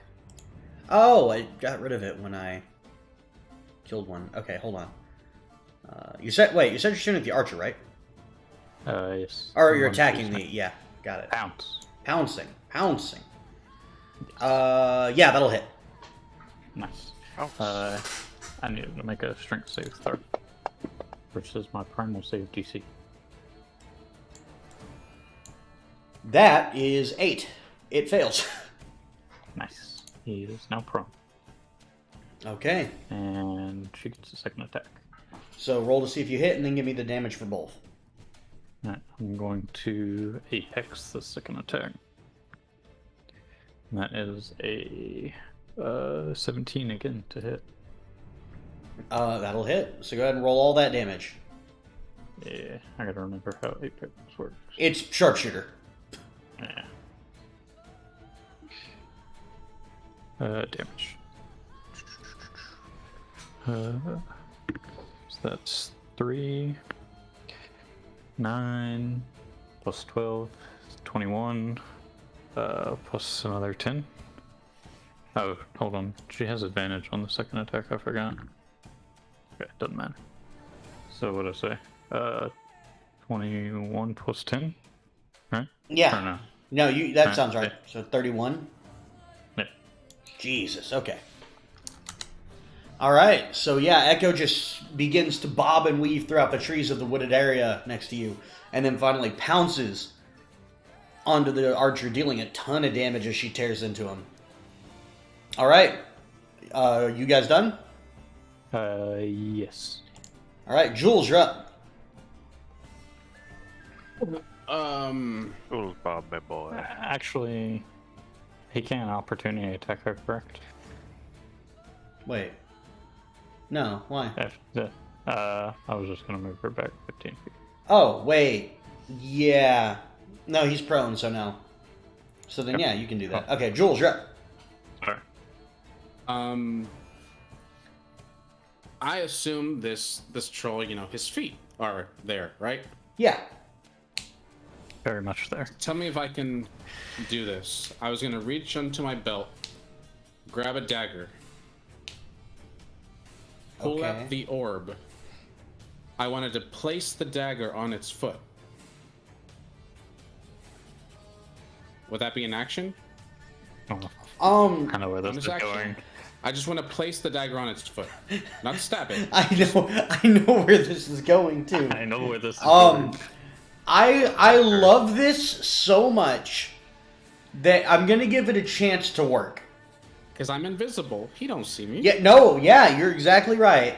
I want you to make a dexterity check, and because you're invisible, I'm gonna give you advantage.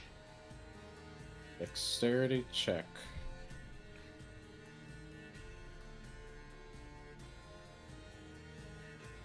Nice, 18's nice, enough. nice. 18's enough.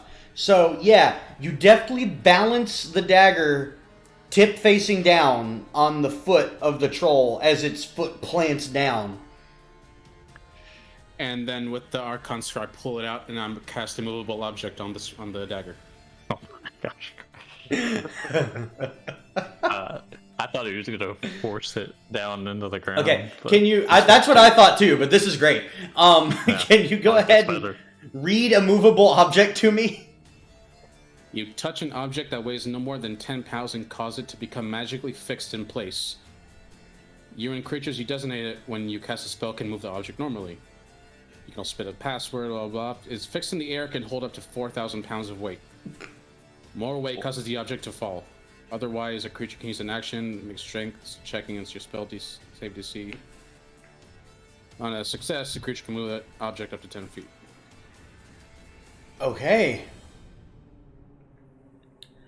It's gonna be a shoelaces tied situation. It's So- basically tethered. He has to So, rip a dagger through his foot to get off, sure.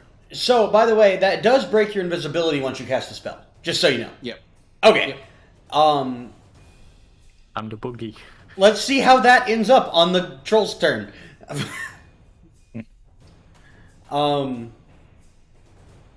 So yeah. Is that all you're doing, Jules? You would still have a bonus action. You still have movement too, right? Yeah, and movement. Yeah, but that would be an opportunity attack that I'm not willing to take, honestly. So, You take it now or you take it later? you know what? Oh, that's an action. God damn it.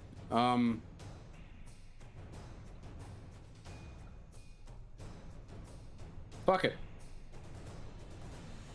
Hold me, Dubar. All right.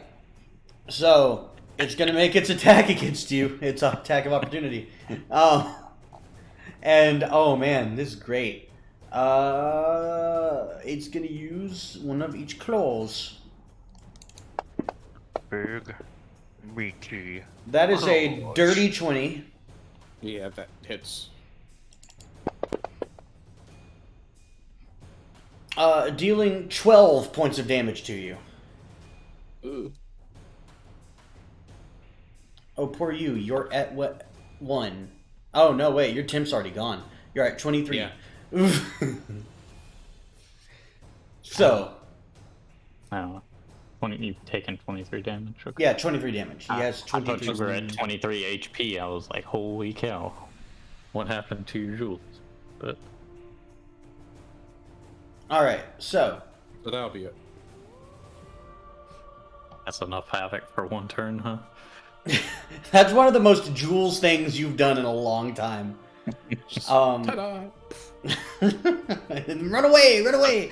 And then get slapped away. It just looks down and goes, huh? Yeah. Yeah. Alright. So, next up is the air elemental, which is going to move to the closest thing that is hostile and attack it. So it's going to attack the Displacer Beast. With disadvantage both times, unfortunately. And it still hits the first attack. Which actually turns off the displacement.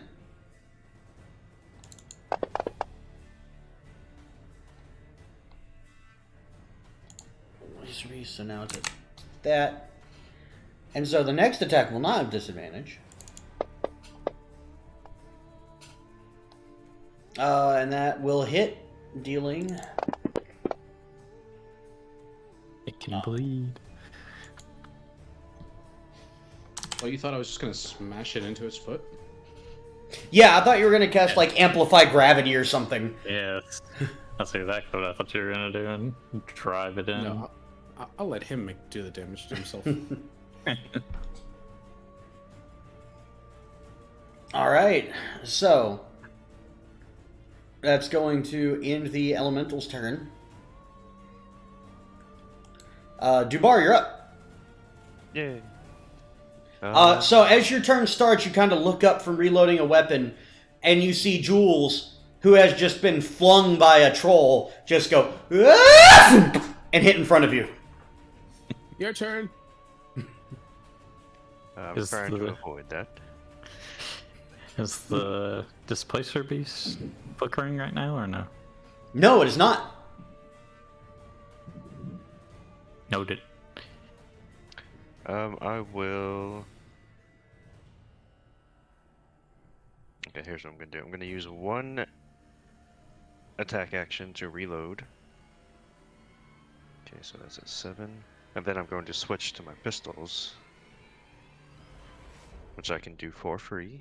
Yep. Or a bonus action, I don't remember. I think it's free. I think it's free now. Yeah, and then I have 2 shots remaining if I use my bonus action. Actually, I'm just gonna shoot once and then use my bonus action to second wind. No. It's a convoluted chain of events, but continue. Okay. And I am actually going to shoot the Is that the archer? Yes, he's prone. Yeah, the archer. He's Okay. prone. Yeah. What about the non-flickering displacer piece? That is far away. Can I even shoot that? I don't know.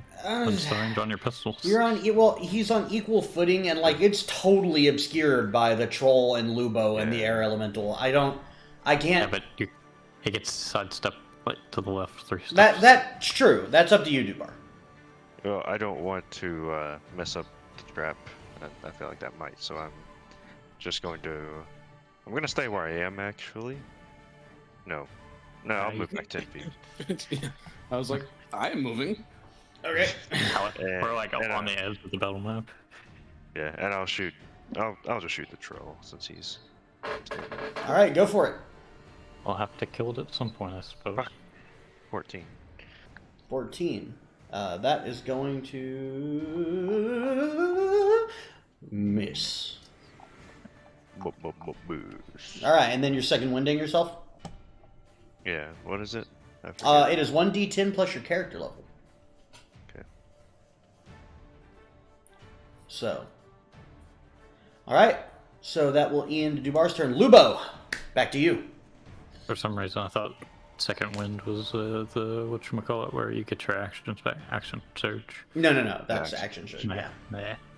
I was momentarily confused. Okay. I'm gonna attack this cat, who's currently not flickering, right? Yeah, correct. All right. Attack number 1 is a 23 to hit. Which probably hits. I roll these.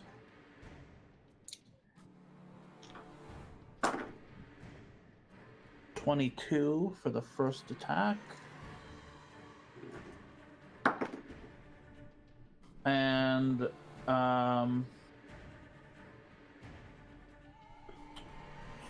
I'm going to use my other channel divinity feature. Okay. Which is, I forget what it's called, but I can basically just add. Shit, what is it called? I've never used it before because I always forgot about it.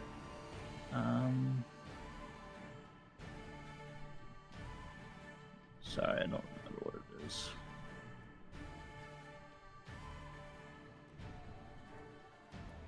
Sacred Oath? Is that it? Channel Divinity. No, it doesn't say. I apologize, guys. I don't know what it's called. It might be under the subclass thing, Conquer, Oath of Conquest. Yeah. Also, 30-minute warning. Oh yeah, this Okay. combat doesn't take that long, but Shit. Oh, I'm sorry. Well, in that case, I'll use my cleric thing and add 2d4 to it. Favored by the gods is a new cleric thing that I have. Sorcerer thing? Sorcerer thing, yeah. Sorry. Yeah. Favored by the gods sounds like a cleric thing. Well, Divine Okay. Soul is a whole, That's like, fine. crossover there. So- but yeah. Yeah, so it's gonna be 17 To damage? Or to hit? to hit. Okay. To And hit. what? Yeah, okay. Cool. So what's the damage? Because 17 will Okay, hit. so it hits. Yeah. Okay. A 12 would not have hit, right? No, 12 will not hit. Okay, great. Well, you of that. Okay, so this is gonna be 18. But I'm going to add a second level smite to it. Okay. We'll add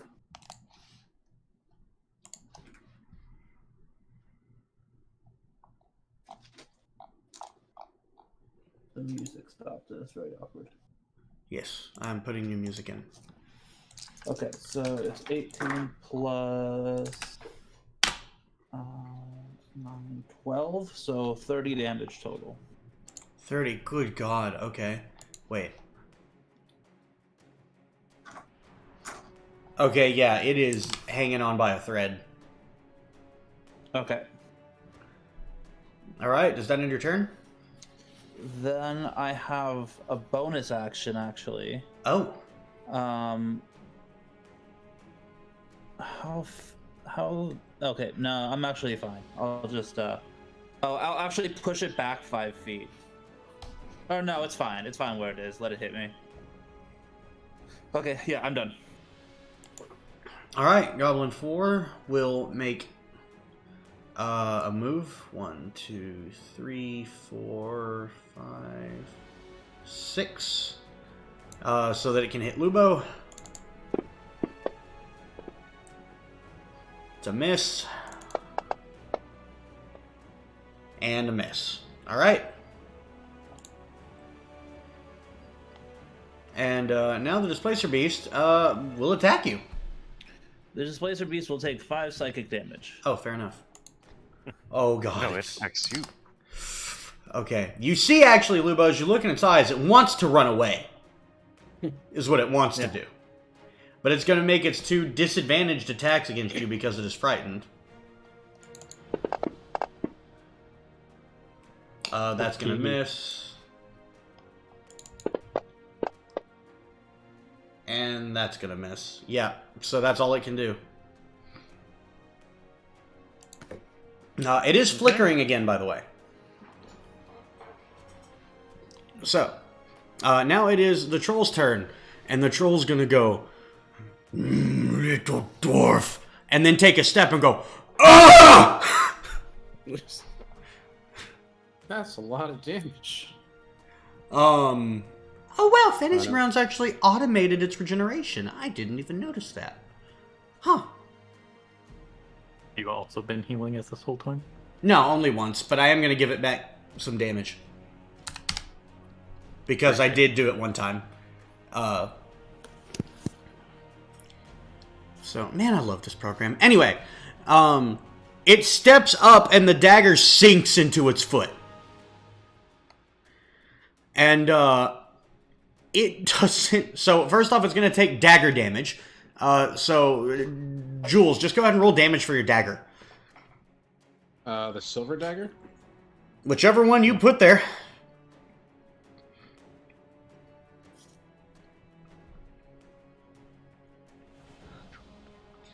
Wait, it's a silver dagger? Oh, shit. Okay. Well, I think that matters.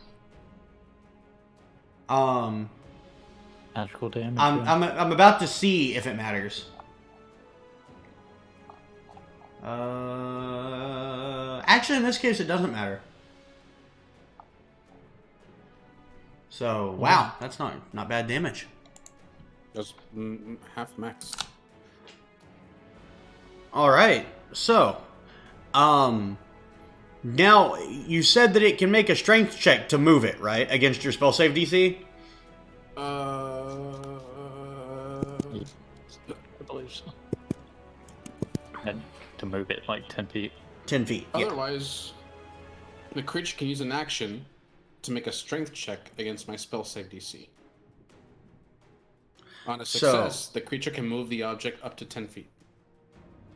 Okay, so it looks down, and it reaches down with its massive troll hands, and it's going to use its action to try and move the dagger out of its way. Pick it up and flick it. Got to beat a 17, boy. Nat one. So it should be able to succeed this.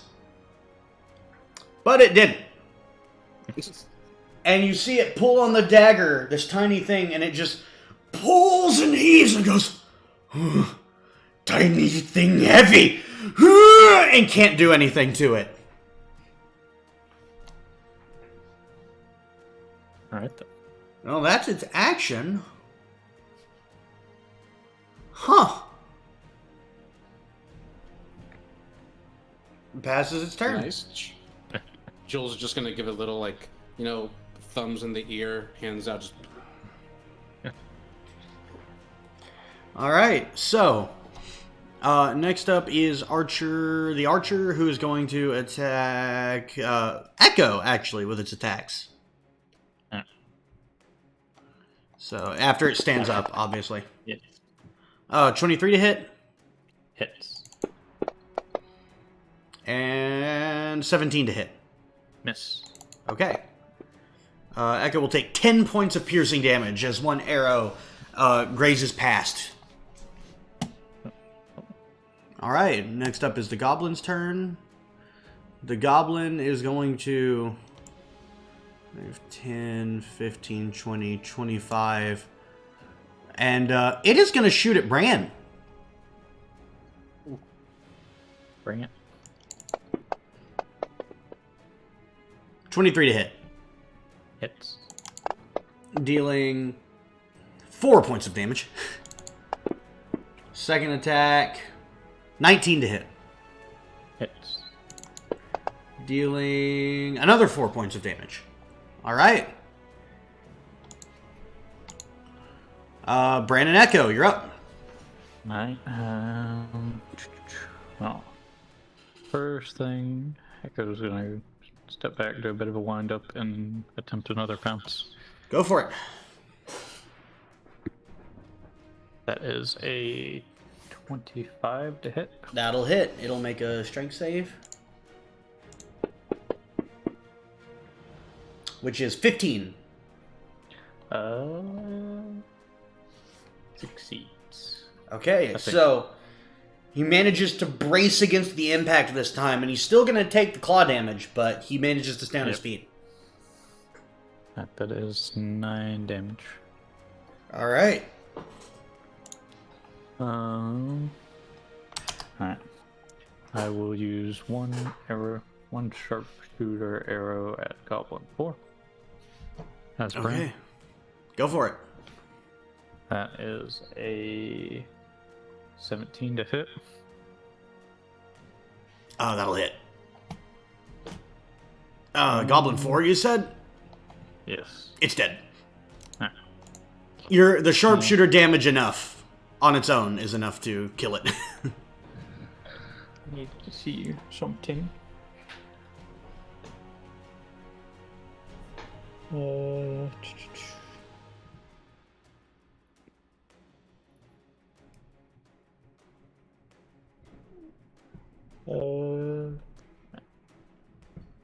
Doesn't matter.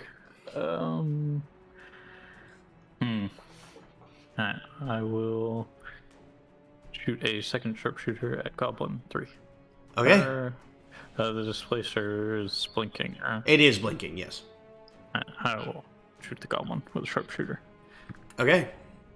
That is a 19 plus a lot of stuff. You roll the damage.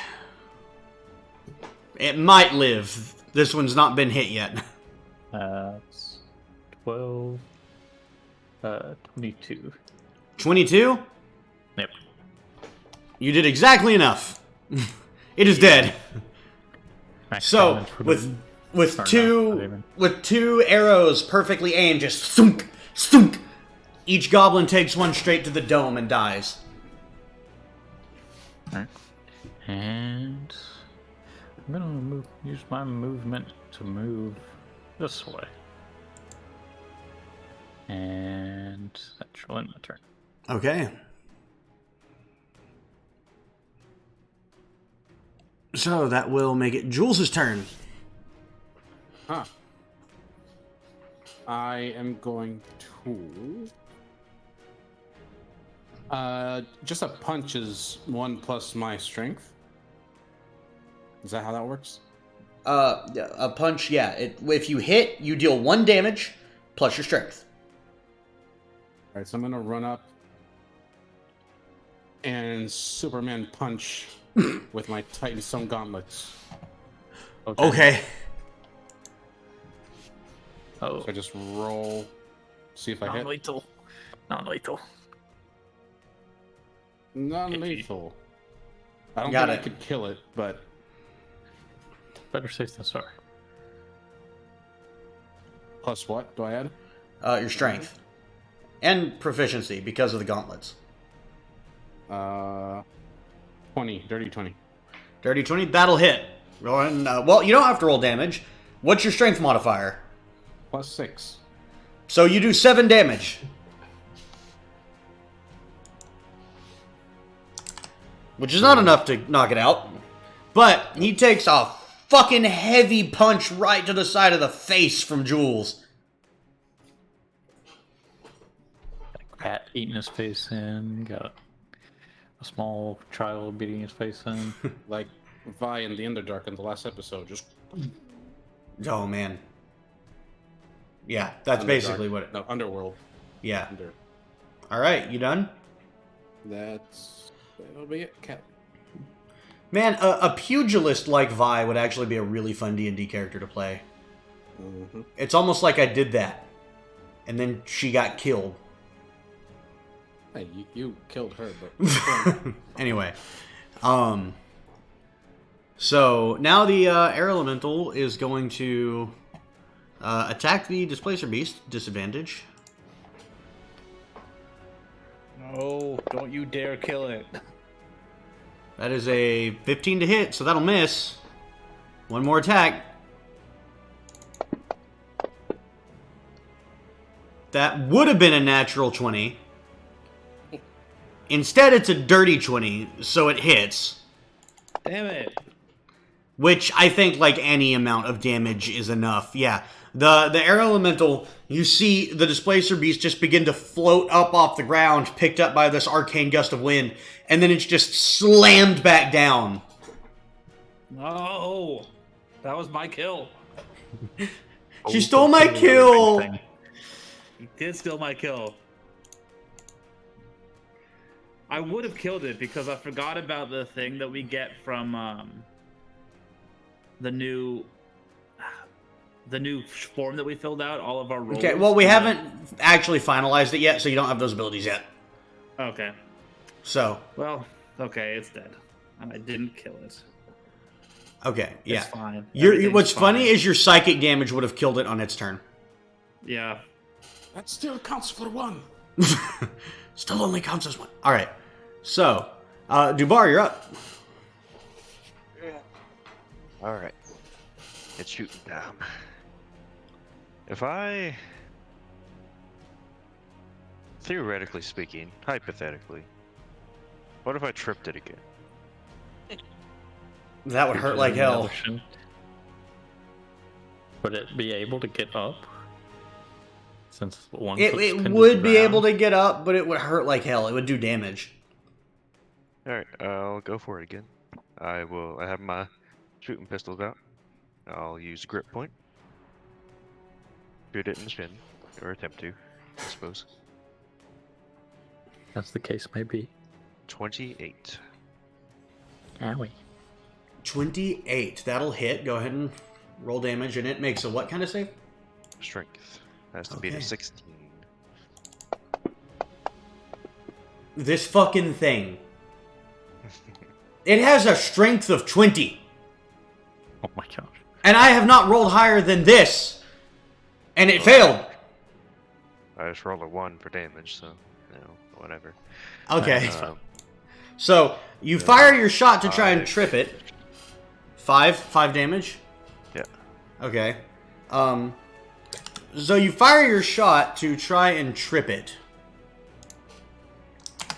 And, you fire a bit high, and the bullet hits it square in the forehead, and you see the round shot just go dink and fall off. And then the troll goes, and slowly teeters backwards and falls. And it's going to take a little extra dagger damage. Go ahead and roll dagger damage for me, Jules.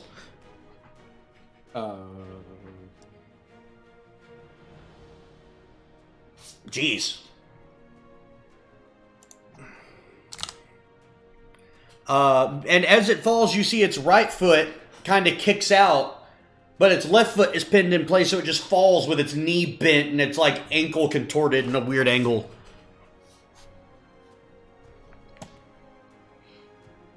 What next, Dubar? I still have another shot.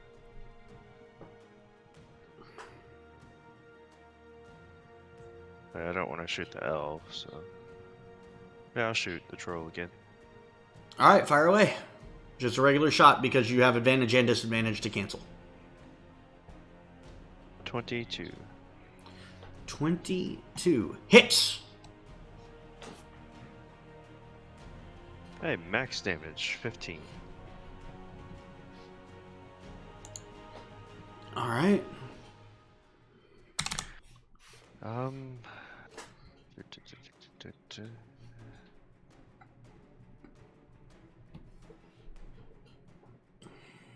don't have very many bonus actions. I have none.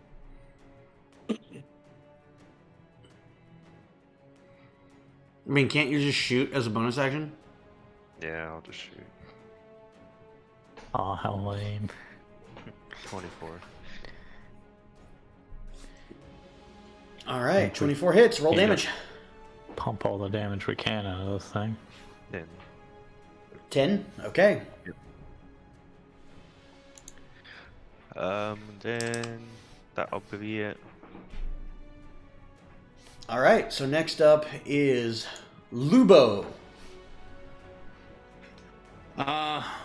I'm going to run at this troll and chomp at his face. Got it. Chomp, I mean chomp. Okay. Oh, is he prone? Yeah. Yep. Tight. All right. First attack. That is a 23 to hit. With advantage? Yeah. Okay. So this and this. How'd you get a 28 on initiative, Dubar? I know you have +5 dex. So 20 with the first attack. I get to add proficiency to my initiative. And then nat 1 and nat 20. Hey, I'll but it's take the nat advantage, 20. so yeah. Yep. So wait, do your die actually read fuck yeah? Yes, they actually do. Well, the one of them says yeah, and the other one says 1 because I couldn't. Oh, no. Both of them right now. Damn. But it's a 1 and a yeah. But Okay. oh, that would be pretty great otherwise.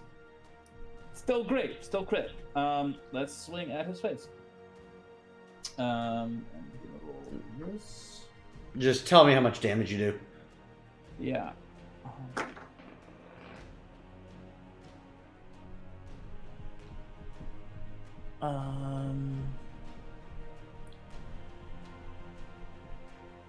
I'm gonna add a smite to it. So it's gonna be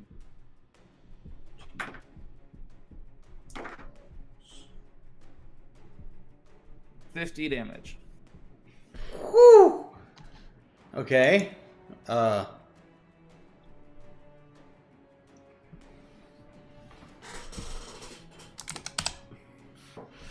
right then. So you take your sword and slam it straight through the head of the troll, and it is dead.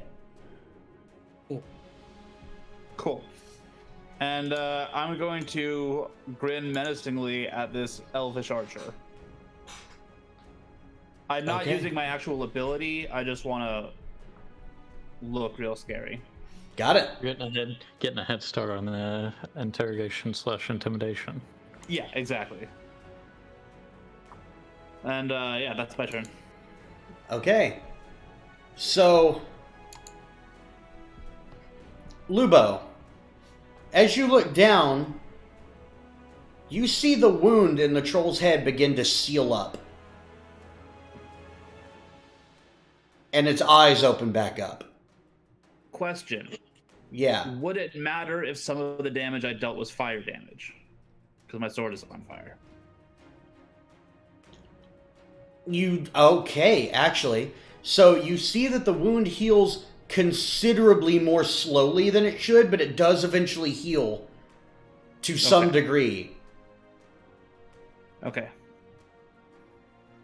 And its eyes open back up, and in a rage, it uses half of its movement. Jules, go ahead and roll more dagger damage.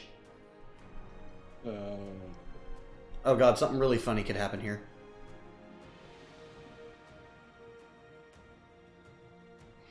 Nice. So it tries to stand back up, and you see it just reach down to its foot and go, ugh, and then fall back over, and it is again dead. For real this That was- time, or Now it is okay.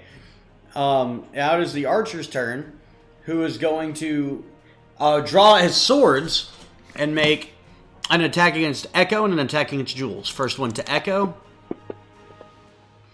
is a 13 to hit, which I think misses. Okay, and then Jules, it's a 24 to hit.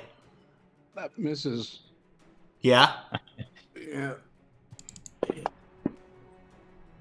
You take 7 points of damage. Ooh. Hypothetically, if it hit. Yeah, if it had hit, I would have taken. All I right. just write down that 7 just in case. Echo's gonna hit him with a old 1-2. Got it. Do the thing. Lethal, haha. That was that 21 to hit. 21 to hit. Okay. That That'll hit. is Roll damage. 7 damage. All right. So he's still standing. Am I really gonna have to run all the way over? Actually, you know what? How hard is he? Very. Could I possibly down him with 1d4 damage? Don't know. One way to find out. I'm gonna go right here. And then I'm going to pull out a blunt arrow. Okay. And I guess there's no sense in sharpshootering him. Would sharpshooting with the it does 1d4 non-lethal bludgeoning damage. If I sharpshooter, would that be 1d4 plus 10? Yes. That's how that would work. Yeah. Non-lethal. Okay. Yeah, that's what the blunt arrows literally exist to do. Yeah, but I didn't know how it would interact with sharpshooter. But I'm all about it. That's 18 plus a lot of stuff to hit. All right, roll damage. That is 12 damage. You still add your modifier to it, right? Oh, do you? It's a ranged attack. So what did I say? 12 plus 6, 18. 18. That is enough to knock him out. Yes. Sidestep, shoot over Lubo's shoulders. Ding. So just think back of the head, and it drops down. So that your turn, Indeed, it is. Jules. You doing anything? Actually, can I roll back a little bit? Sure. Go ahead. I want to walk over here and assist this troll situation. Got it. You walk over there. Now you done? Yeah. Okay. So Jules, what are you doing? I'll tell the air elemental to sort of go over towards the troll thing. Got it. also. And I will hide behind. Okay, sounds good. Air Elemental's turn. It moved towards the thing, and that's all it's gonna do. Dubar. I'm going The music to hasn't stopped. ready in action. Can we see where the troll is, even though it's down? Yeah, it's down right where it was. I don't recall exactly where it was. Am I within melee range? Here, I can just show you. Okay. That's about where I want it to be. I would like to ready a grenade Oh to gosh. hit only the troll if it attempts to unalive itself. Or, I guess, alive itself. Unalive itself. Got it. There you go. You got there. Unalive itself. So you have readied a grenade throw. Got it. Lubo, what are you doing? A perception check. Okay. I want to On. make sure there's nobody else around. Okay, make a perception check. It looks pretty dead, right? It looks pretty dead. Okay. Yeah, I want to see if we missed anybody. Do we see anyone else around? Make a perception check. Okay. Oh, I guess Echo didn't get a turn. My bad. Hey, Can she assist in this perception check? Sure, absolutely. Because of that, I will say 21. 100%. So go ahead and roll one for Echo. 21. Perception. That is a 18. 21. 18 and 21. Got it. There is no one else around. Like, this is it. Okay. All right, Lubo, that was your action. Yeah, the combat music persists. Curious. Yeah, we're still in combat. Can I just like literally chop his head off? You can try, but you used your action for a perception check, so... Yeah, you're right. Can I use a bonus action to go tie up the elf? Sure, you can walk over to the elf and do that. I'm okay with that. All right. Bonus action tying up the elf. Got it. So, that ends your turn. The troll's wounds all begin to heal again. And it Dang. is going to try and stand back up. Go ahead and roll dagger damage, Jules.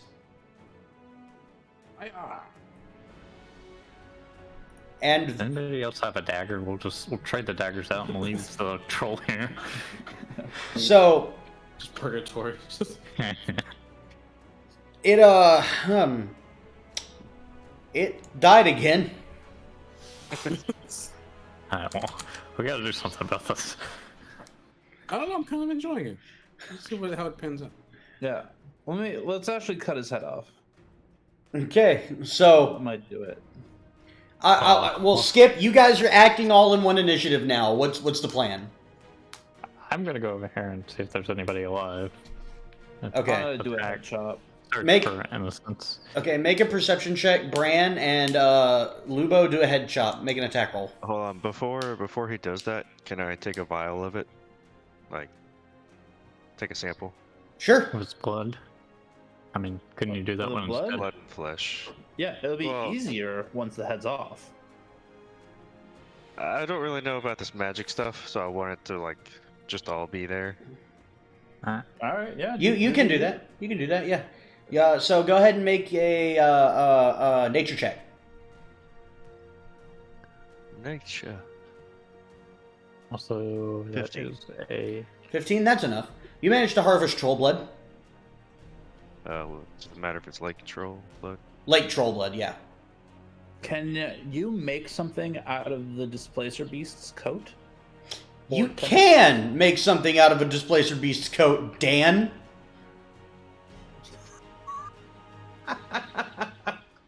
What? And we're not gonna. Okay, I was just asking. Can I do Raj has scorned me against the Oh, displacer that's cloak. made out of a displacer beast. Yes. That makes sense. That does make sense. Dubar will investigate. All right, I'm gonna roll to attack. I'm gonna I gotta- control. I got a 26 on my perception check, by the way. There's no one around. All right. That was not even I any gotta- bodies. Oh, yeah, sorry. No, there are actually 2 human bodies that just look like they are merchants who once owned this cart. Are they unalived? They are very unalived. Unfortunate. I think this troll is unheaded. What'd you roll? I rolled a 18 to hit. How much damage did you do? Oh, I actually have to do it? Yeah. Okay. I have a threshold in my head of damage in order to unhead a troll. Did Cool. Dubar assist in this while he was Okay. carving out a so, slab of its leg? 19 with the first hit. And then 24 to hit. for this again.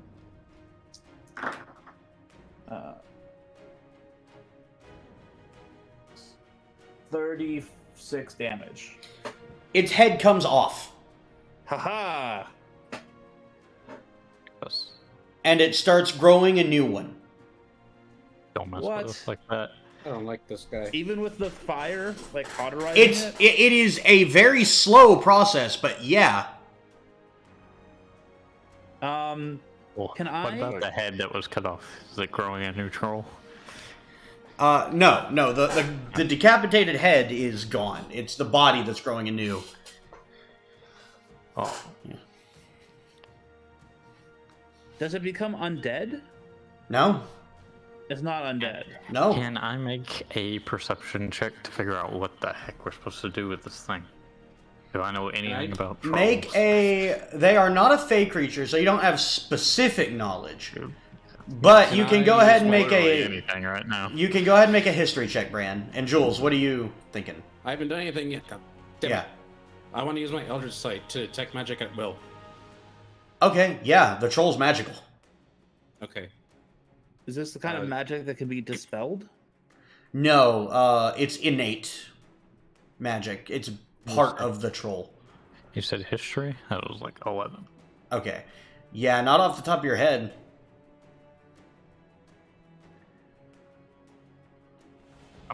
Anybody Alright. else like to try and figure out what the heck we're supposed to do with this thing? I could, if you guys keep it distracted, I could dig a big hole and we could bury him. No, we're not using Earth. Actually, that's a very good use of Mold Earth. Yeah. It would That's take what me I a was couple gonna rounds. What was that, Dubar? It is a, So that's what I was gonna suggest is a big hole. okay, mean- well, I'll start digging if you guys I want to mean, just keep I knocking them out. have an alternative. What's the alternative? It involves explosives. I like that idea. Well, how about the I mean, he can explosive hole? regenerate from getting his head cut off. Yes, but can little bitty bits regenerate? If it does, then we'll either fix the problem or have a very, very, very big problem. Just So maybe how about long we enough for- dig the hole and I'll blow it up in the hole and then we cover the hole. I Well, that's like suppose. putting a hat on a hat. Have you ever played Team Fortress 2? No. All right, if you want to blow him up, go for it. I'm just saying we No, I'm don't have down to to use the put same it. resources. I'm down to put it in a hole. All right. So then, Anybody, what do we do if this doesn't work? What's our contingency plan? And blowing it up doesn't work. Well, we'll get All right, that it before is we get- unconscious, so why not put the knife in his mouth and What? How Make many it turns is it immovable? going to take to regenerate its? I also kind of need Regenerate that head. dagger back. Yeah. So. And I can't do that again. you can't do it again? Okay, well, I'll just start digging if you guys can just keep him. oh yeah, how long does immovable objects last? Let's find out. 1 hour. Okay. Okay, so I've got an hour worth of digging. So that is a It's a- 100-foot Yeah. line. There's 100 cubic feet. So of I will earth in a say, minute. for the next hour, you guys keep the troll down. It keeps regenerating and either dying on Jules's dagger or from the subsequent attacks from the rest of you, while Lubo digs a 100-foot fucking hole in the ground. Yay for fucking holes.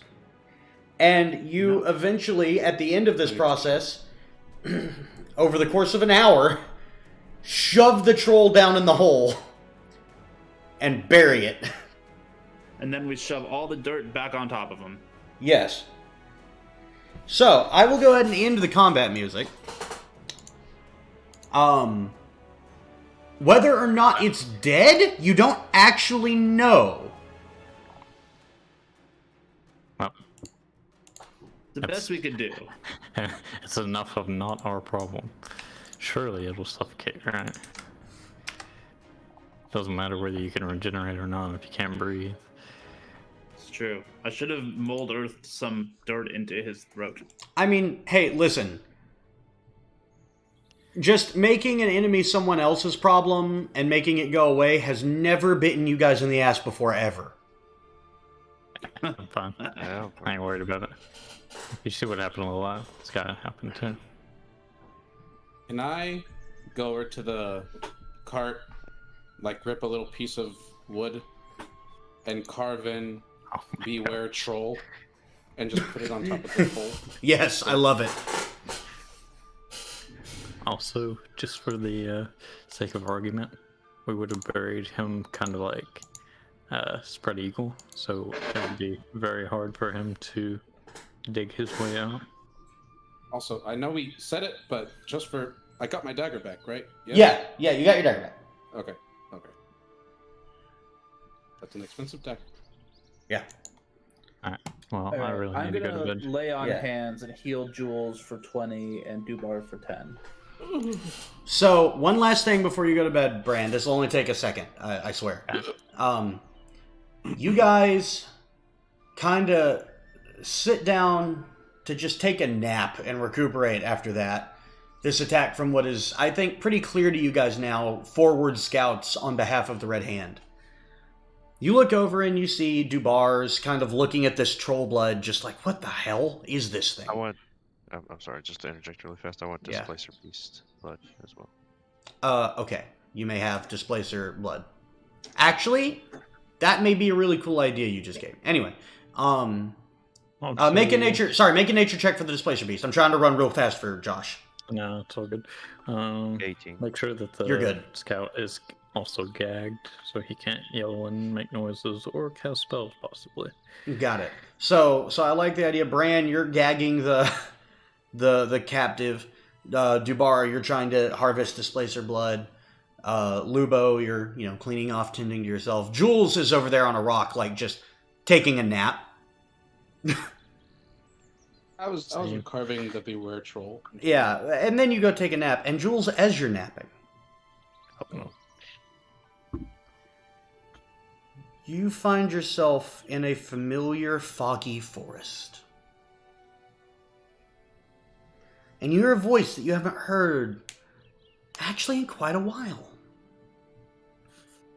Hello, Jules. Haven't spoken in some time. How are you? Just looking at him. You're looking at me strange, like you're not happy to see me. It's been a long day. Yeah, it has been a long day. I feel like you're going to have a few of those in the near future, but, What? yeah. Don't worry about it, Jules. Listen. You don't say that and just don't worry. Well, Or you just are... he's alluding to all the combat that we're about to go through in the war. You're and not all there. that, but I know. You are fighting an army, Jules. A large one. An army that, is made up of quite a few unique and special individuals. The Feywild has come to attack this world, it seems. In any case, I don't mean to add more problems, but I need a favor, Jules. Just a small, trifling little matter.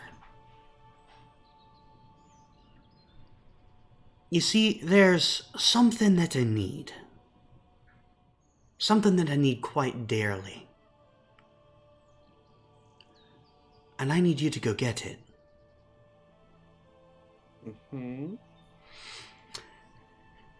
This forest you're in, they call it the Witchwood. Inside of it, there's a keep, an old, rundown, decrepit thing. In that keep, there is a thing that I need. It's in an old little container, like a little cargo container. Not 1 by 1 foot. I want you to just get that for me. I'll tell you what to do after that. Do you know what's inside? Because I don't. It's not important. I mean, it's just a favor for a friend, Jules. I'd do it for you. Well, yeah, but there might be a lot of those crates, and let's say I get one that's just a bunch of apples. You know, maybe you didn't want the one with the apples. You'll know. You'll know. Okay. Don't worry.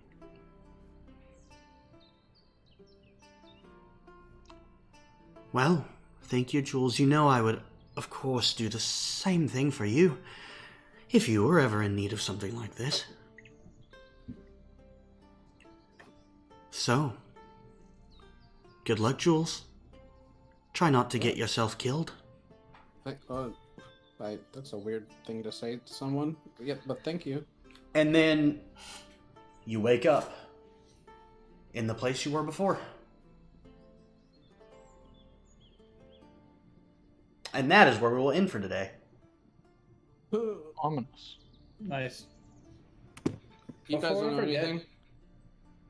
It's a small thing, Lane. I just want to sacrifice the Displacer Beast to Today, if I can. Okay, absolutely. Go ahead and add 2 concordance. Tight. B. What? XP. Oh, yeah, actually, and probably a lot of it. Actually, the air elemental sacrifices the Displacer Beast to. What? No. To the air god. Today is Actually, kind of, that's funny, because, yeah. Perfect. I fist bumped the air elemental on his way out. He knows what's up. 800 from the displacer. I don't know how much to give you for the troll, because We solved the problem you solved the problem. creatively. Alright, so let's say We did another... it. Rick Heroes did it. Don't know what to do with it, just bury it.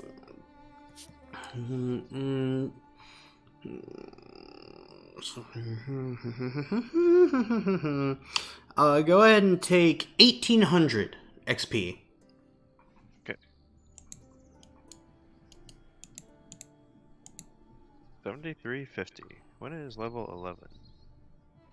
85. How far away? 1,200 or 12,000, really? Right? Yeah. Roughly. 12. Yeah. We're 12k away. Yeah. Alright. So, good game, guys. Josh, go to bed. Good game. Working on it. I'll catch y'all later. All right. See you, Josh. Lane, Yeah. I shall see you tomorrow. Yes, you shall. I'm excited. I am too. I need to pee really bad, but Kieran, TFT. Okay. I will talk to you guys later. See you, Thanks for Dan. today. GG's. Yeah, I'll play some League maybe. I'm not gonna play anything else tonight. I'm about to go to sleep. These 2 fucking early mornings out of nowhere have thrown my whole fucking system off. I've got to go take Echo out in a minute. Okay, doke. I'll play some by myself. Or when you get back, we'll play some. Mhm. Okay, doke. Play I with gotta yourself. pee, though. Alright. Oh man, Steph, I feel like there was something I was gonna ask you about and I can't remember now. You think about it. I need to pee really bad. Go for it. I'll be here in the call, but Okay. I'll be 2 seconds. Okay. What was I going to ask him about?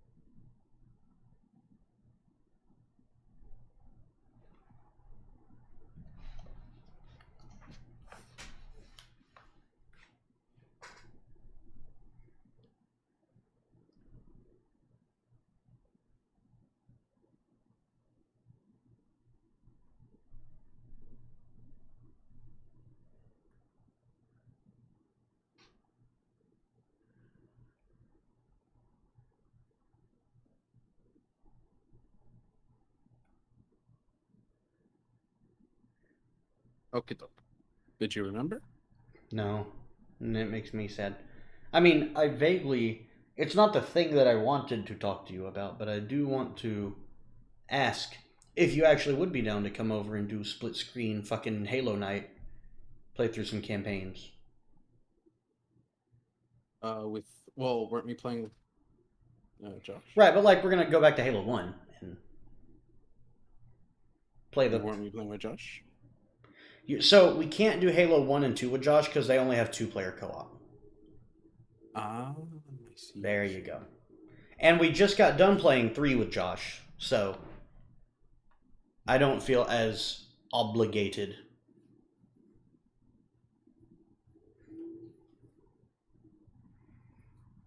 Yeah. I mean, how do you do that with 2 keyboards and 2 mice? Well, actually, my brain was like, didn't think about that. I mean, we could figure it out, but controllers, man, do it old school. My brain doesn't work for controllers. Partially why I don't play Rocket League on controller. Because I played on PC so long, I just don't. My brain's. Yeah, Smash is as far as I go with controller. fair enough. Fair enough. Well, then maybe we'll just do it online. We'll just sit and play. My plan was that like we could set up split screen and then just like trade off on death, so like the 3 of us could all play and just hand the controller around. It'd be a nice, fun old time. But we can just do it online, since mouse and keyboard's kind of a pain in the ass. Is there no way to? I mean, I could plug 2 mice and 2 keyboards into my laptop and do it that way. I don't know if that will work. Yeah, I don't know.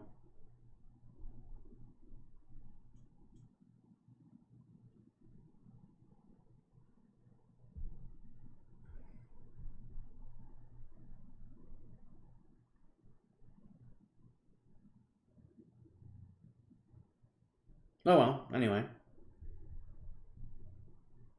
I do want to pick up on the one we left off though, because we're like going. Yeah, we were making fucking tracks. We were boogieing.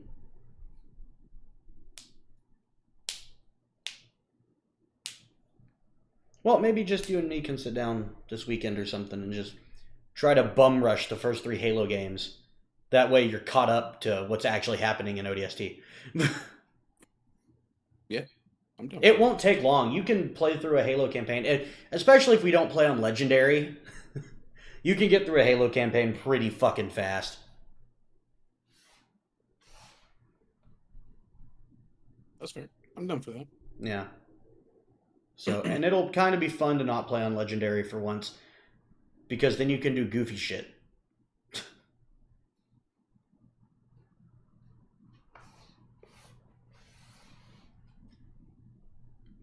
All right. Well, I guess that's a good thing then. Also, let me know if you do decide that you want to go see a movie, because anything on that list I would go see like tomorrow. And if no one goes with me, I'm going to see Tragedy of Macbeth on my own and Death on the Nile.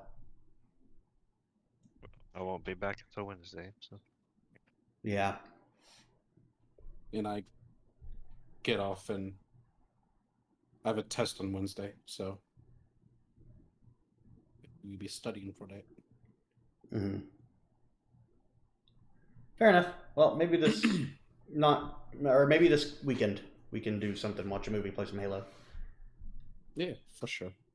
All right, sounds good, dude. Well, I'm gonna bounce. I'm fucking tired. Okay, doc. Okay. I'll hang out here until you get back, Kieran. Yep. Okay, doc. All right, see you guys. Actually, I'll be in the bar hanging. The Or bar not the bar. Not in the bar. Not in the bar. in be Sonatos in Populusque Romanos. What you said. Yeah. All right, see you guys. Jupiter. See you.